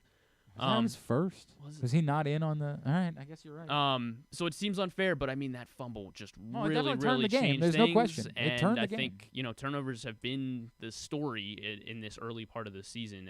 You saw they beat a good team like we presume a good team like the Bengals when they take care of the football, and it was ugly against the Texans when they did not take care of the football, and they lose to the Colts when they don't take care of the football. So fumbles are the story to me. So Kenyon Drake is my number 1 with the fumble back in the first quarter to really, really swing things and change the game. This is I disagree, but this is not like last week. You have made your argument of the game was going one way and it completely changed in one moment. That's not all Kenyon Drake's fault. Like, it's not Kenyon Drake's fault the next 3 drives went sideways for the Ravens, but I understand why you feel significant about it. So I'm not going to beat you up about it. Not Thanks. this one. Thank you. Not this Thank one. All right. I did good. We're going to get our slaps up at GlennClarkRadio.com here momentarily. When we come back in, a quick tidbit and two, but to wrap it up for a Monday edition of Glenn Clark Radio. Why bet with the big boys this football season? Instead, try your hand with the local book, Superbook Sports, this fall. Superbook Sports is the book next door. Just a dedicated team of the best odds makers in Las Vegas, making sure you get the best prices and parlays anywhere. And now, Superbook will give you a bonus of up to $250 when you sign up and wager on the same day and use the promo code GlennClark23, GLENNCLARK23. So bet with the best and use the promo code GlennClark23 this football season with Superbook Sports. Visit superbook.com for terms and conditions. Gambling problem? Call 1-800-GAMBLER. Maryland drivers, did you know you can save up to 77% on tolls with an Easy Pass Maryland discount plan? That's right, 77%. It's never been easier. Pick the plan that's right for you at driveezmd.com. We'll keep you moving. What's up, everyone? It's Tyus Bowser, and I've had so much fun hanging out with Rita and putting up with Glenn the last couple years that I've decided to do it again. Season 3 of the Tyus Bowser Show is happening this year, as we'll be all over town, giving you the chance to get to know me and some of my teammates. As we talk football, life in general, and just say what needs to be said. You can find out more about the show by going to PressBoxOnline.com/Bowser. If you don't live in the area, you can watch the shows live on Facebook and YouTube. And if you miss one, you can listen Friday nights at 105.7 The Fan. So we'll see you all season long for the Tyus Bowser Show, a partnership of PressBox and Great Ace Memorabilia. Gambling problem? Call 1-800-GAMBLER or go to helpmygamblingproblem.org. The next Tyus Bowser Show is Tuesday, September 26th at Guilford Hall Brewery in Station North. It's brought to you by Superbook Sports. It's a Maryland thing you wouldn't understand. Where the waves meet the shore, you will find Dorchester County. Hi, this is Jimmy Charles. When I think of Maryland, I think Dorchester County on the Eastern Shore, where it's open for making memories. Dorchester County, it's a Maryland thing. For more info, visit www.visitdorchester.org. It's a Maryland thing. Hell yeah. It's a Maryland thing. Hell yeah. The Baltimore County Police Department is now hiring with competitive salaries, including for experienced police officers, starting salaries between over $68,000 and over $82,000 based on your prior service time, accepting up to 7 years of service times with only 6 weeks in the academy, minimum of 2 years prior experience. And police cadet starting salaries at over $32,000 must be between the ages of 18 and 20, but you can apply starting at 17 and a half. Must have a high school diploma or GED equivalent at the time of the hire, U.S. citizen at the time of the hire, and a valid driver's license. So if you have a passion for service and want a career for life, now is the time to join the Baltimore County Police Department. Call 410-887-5542 or visit joinbaltimorecountypd.com. Picking a restaurant to try for the first time? Let's look at the Costas Inn. Here's a few checklist items. Quality of the food? Check. Quality of service? Check. Does restaurant have plenty of free parking? Check. And finally, does restaurant have delicious steamed crabs, crab cakes, crab soup, and specials galore? Check, check, check. Costas Inn, 4100 North Point Boulevard. They check all the boxes. Visit Harford County this fall. Celebrate Arts Across Harford September 15th through the 30th with dance, theater, music, and visual arts. September 29th through October 1st is the largest Italian festival in Maryland, featuring entertainment, cooking demonstrations, a bocce tournament, and family fun. If you're headed to the Maryland 5-Star, stay and play in Harford County. While you're there, enjoy the scenic views atop the King and Queen seats and experience pumpkin patches, corn mazes, and fall brews along their Harford Libation Trail. For more info, head to visitharford.com. Maryland open. What company has the expertise to make your home healthier by purifying your air and killing all viruses, allergens, and bacteria? A.J. Michaels, Heating and Air Conditioning in Baltimore and Annapolis. AJMichaels.com. Sure, Glenn may be in his 40s now, but he looks just as good as he ever has, and he's still as sharp as he ever was. And I say both those things without even a shred of irony. Find out for yourself right now by watching the show at Facebook.com/PressBoxSports or YouTube.com/PressBoxOnline.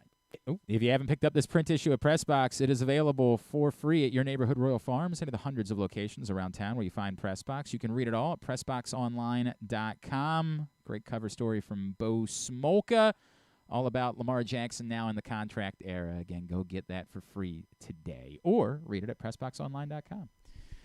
Let's get a tidbit. Tidbit is brought to you by your local Toyota dealer and buyatoyota.com. The Toyota Tacoma comes in a range of models and trim lines, so you can choose the perfect Tacoma to reflect your unique personality and driving habits. Check out buyatoyota.com for deals on new Tacomas from your local Toyota dealer today.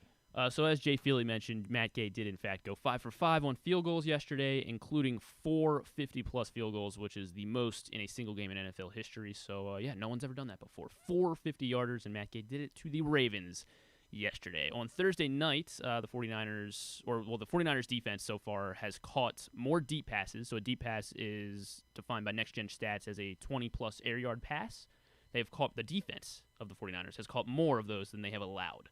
They have 2 interceptions on deep passes this season. That is pretty remarkable. And their opponents have completed 0 passes downfield of more than 20 air yards. Wow. I don't even know what to say. I mean, look, it's 3 games, but still. Yes. Devon Achane and Raheem Mostert are the second pair of teammates in NFL history with 4 scrimmage touchdowns in the same game. They join these 2004 Kansas City Chiefs. These 2 players from the Kansas City Chiefs with 4 scrimmage. Priest Holmes? Priest Holmes is one of them. Tony Gonzalez? Not Tony Gonzalez. Another running back? I've never heard of this guy, so I'm not sure if I should know who he is. I may be exposing myself. That makes it very. Wouldn't be Dwayne Bowe, would it? No, but his name is Derek. Derek. He was a running back. Yes. Derek. I don't know. Derek Blaylock. Okay, all right. Derek Blaylock. I have vague memories of a Derek Blaylock, but vague. Right. I know this is going to be, in 20 years when we're trying to remember who Devon. Yeah, Achane. Who? Oh, Achane. You say that. I mean, who knows? He might be good. Maybe Achane will be something. But Mostert and Achane do that. Achane is also the first rookie in NFL history to have at least 2 rushing touchdowns and 2 receiving touchdowns in the same game. Devon Achane of the Miami Dolphins. One of my leagues sitting on my bench with Adam Thielen. The 2 of them combined for 85 points. Is this team better than the Greatest Show on Turf, or? The league is different now. It's hard to, I think that what's missing when we talk about the Greatest Show on Turf is that the NFL wasn't like that. That was 2001? That was 2000. Yeah, it was the season after the Ravens, yes, because it was the year before. They were still that good. The year they made it back to the Super Bowl that following year and lost to the Patriots in the 01 season. But the 99 season is, when they beat the Titans in the Super Bowl. And remember, 1 year later, the Ravens are the greatest defense in NFL history. The league was different at the time. It was a running league, and what they did was otherworldly. So I don't know how to compare this in a league that's now all built and predicated on, high scoring, and I don't know how to compare these things. But look, what they're doing is, pretty impressive. I think somebody put it out today that the top 5 or top 6 highest speeds that any offensive player has attained this season have all been Miami Dolphins. Wow. It's Tyreek, Mostert, and Achane are all on the list. Man. Yeah. Since the 2-point conversion was adopted in 1994, the Raiders are the only NFL team to attempt a field goal inside 3 minutes left in the fourth quarter when down by exactly 8 points, with less than 5 yards to go for a first down. Or a touchdown if you're on the goal line. That comes from OptaStats, but the Raiders are the only team since the 2-point conversion. They needed multiple possessions. Yeah, right. Not sure if you heard. It was a 2-possession game. They're going to need to get the field goal at some point, Griffin. Maybe they wanted to he's talking about it it's a 10-point. Because that's what you say when it's a 10-point game. And somebody's like, well, why'd you kick the field goal? You're like, well, we're going to have to get the field goal at some point. So we just went ahead and got it. Was it Collinsworth who kept saying, Carlson had a shaky warm-up, too? And really? Yeah. I mean, on top of everything else, they were counting on a kicker that they should to essentially make 3 field goals in that last, but whatever. Patrick Mahomes recorded his 22nd career game with 3 passing touchdowns and no interceptions. He is tied for the most among quarterbacks before turning 30 years old. Patrick Mahomes just turned 28, by the way, and he was already tied for the most of these games before turning 30. So can you name, let's do the top 6 here, of most games by a quarterback before turning 30, 3 touchdowns and no interceptions.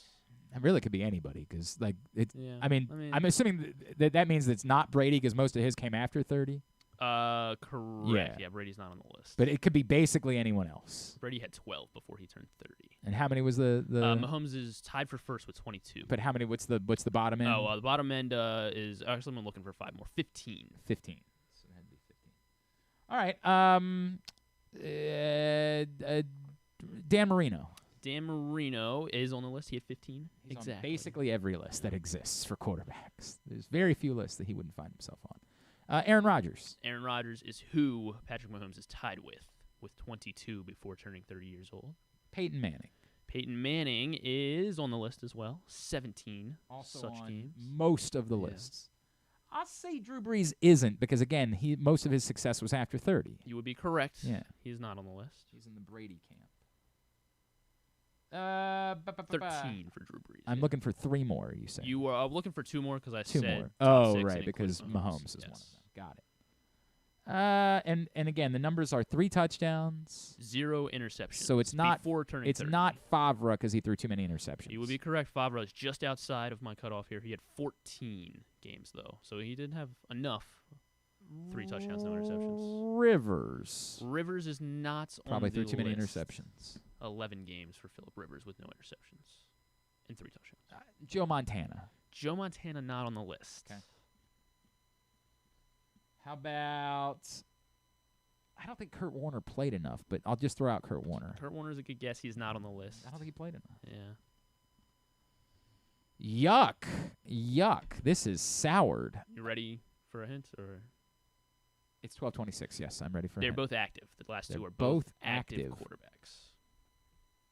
Well, that's weird considering. So is it possible that Josh Allen? Josh Allen's not on this list yet. He has 12. Josh Allen. See, that's what I'm saying. It feels too soon for any of the guys that, like Joe Burrow. Joe Burrow. Not Joe Burrow. Yeah, it feels too soon. Josh Russell Allen. Wilson. Russell Wilson is on this list. He is third. I should have guessed that earlier. More than Peyton Manning. That's on me. 19 games. That's with 3 on touchdowns me. and no interceptions before turning 30. And the other one Very is surprising, this one. Kirk Cousins. Not Kirk Cousins. Close. Jared Goff. Jared Goff. 15 games tied with Dan Marino. How about that? All right, do me a favor. There's something that's printed on the printer. Please go grab that if you don't mind. While I tell everybody that Tubular is brought to you by the Baltimore County Police Department. Saturday, October 28th.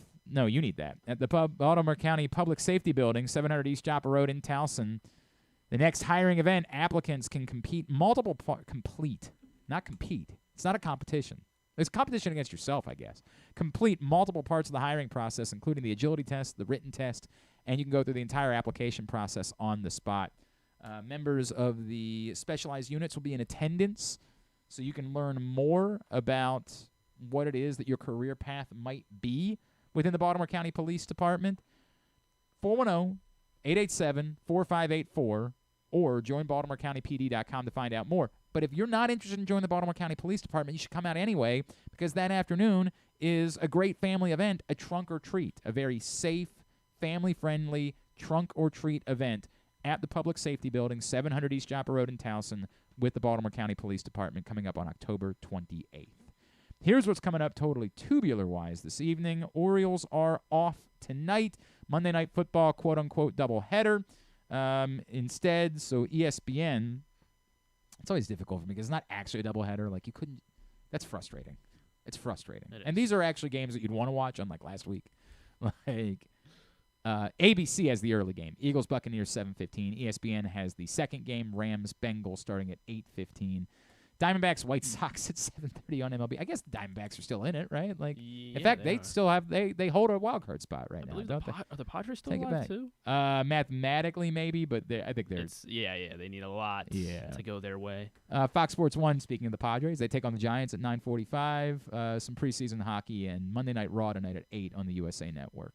Anything non-sports wise? Season 24, The Voice is back. Oh, yeah. Obviously. We knew that since we were all watching Sunday Night Hell Football. yeah, we Reba were. McEntire. Reba's back. Yeah, I do love Reba McEntire. First season without Blake Shelton as a judge. I mean, it's never going to be the same. It won't be. Yeah. The Irrational as well, series premiere. This is Jesse God, we Martin. should have. Can you pull up the video of Garrett Bowles? Oh, yeah. I know it's sad, but I can't get over his voice. I can't shake it. He sounds like Scotty McCreery. Like he sounds like Josh Turner's. Will you go with me? Like he sounds like right now. What are the emotions like going through your head personally? Shit. It's tired of losing, man. We roll the streets been here together. for 7 years, and all I've done is lost, and it's frustrating. Could you not look down the weather? I mean, like that. 7 years. I feel bad for him. Don't get me wrong. Sad I feel what he's they just lost by 50 points, and I'm the one that's joking about how deep his voice is. I just never heard Garrett Bowles' voice before. It blew me away. I'm like, listen to how deep this man's voice is. Anyway, sorry. The Voice. Anything else? The Voice and the Irrational. Writers are back. That's the part that back. matters. We'll have content again in a year. Yep. Well, I guess as their It'll shows, take time. yeah, It'll whatever. take. I don't know how this means for they the should actors. Have shows. Like everyone I think had shows in the chamber. Yeah, you know? that they just so I didn't want to guess promote because their actors can't talk about it. So, but I guess now because the actors are on. But they strike. still have to, but I feel like once the writer's strike is taken care of, that means right. the actor's strike probably falls after that. This means that the talk shows will come back with the writer's strike. I believe so. So that's the next domino that falls. But the problem for the talk shows is the actors can't come on to promote there. So like they're going to have musicians on as guests or athletes on as guests or politicians or something like that. That's what we really care about. Right, exactly right. But you would think that the actors will be next. All right. We got a really cool thing that we're doing. We do. When we're partnering with Live Casino, if your fantasy team needs help, like a lot of help, maybe you're like me and you're streaming Zach Ertz every week, and Saquon Barkley's hurt, and so is Austin Eckler. Pressbox and Live Casino and Hotel have the answer. One lucky winner will receive a private fantasy football consultation with Pressbox fantasy football expert Joe Serpico, with ongoing help throughout the season, including advice on sits and starts, trades, and waiver pickups, plus a VIP game day experience at Live Casino and Hotel Maryland Sports and Social with a reserve table and $200 in food and beverage credit. To enter, go to PressBoxOnline.com/contest. That's PressBoxOnline.com/contest. Must be 21 or older to enter. Complete rules available at PressBoxOnline.com/contest. PressBoxOnline.com/contest. Really cool opportunity. Again, get the PressBoxOnline.com/contests. All right, thanks today to Jay Feely. Thanks also to Jeremy Conn, as well as to Steve Johnson. We'll get it all up in the greatest hits section of the Oh, my God, it's so good. tab at GlennClarkRadio.com. Anything? We will talk to Joe Serpico tomorrow. We will. That's Preview true. Waiver Wire Wednesday. Stuff and things on the program Yeah, tomorrow. Thanks to everybody at PressBox, all of our great sponsors and partners, including Live Casino and Hotel, the Maryland 5-Star, A.J. Michaels, Baltimore County Police Department, Royal Farms, Costas Inn, Superbook Sports, Dorchester County, the Baltimore Orioles, Birdland Sports, Easy Pass MD, Harford County, your local Toyota dealer, buyatoyota.com.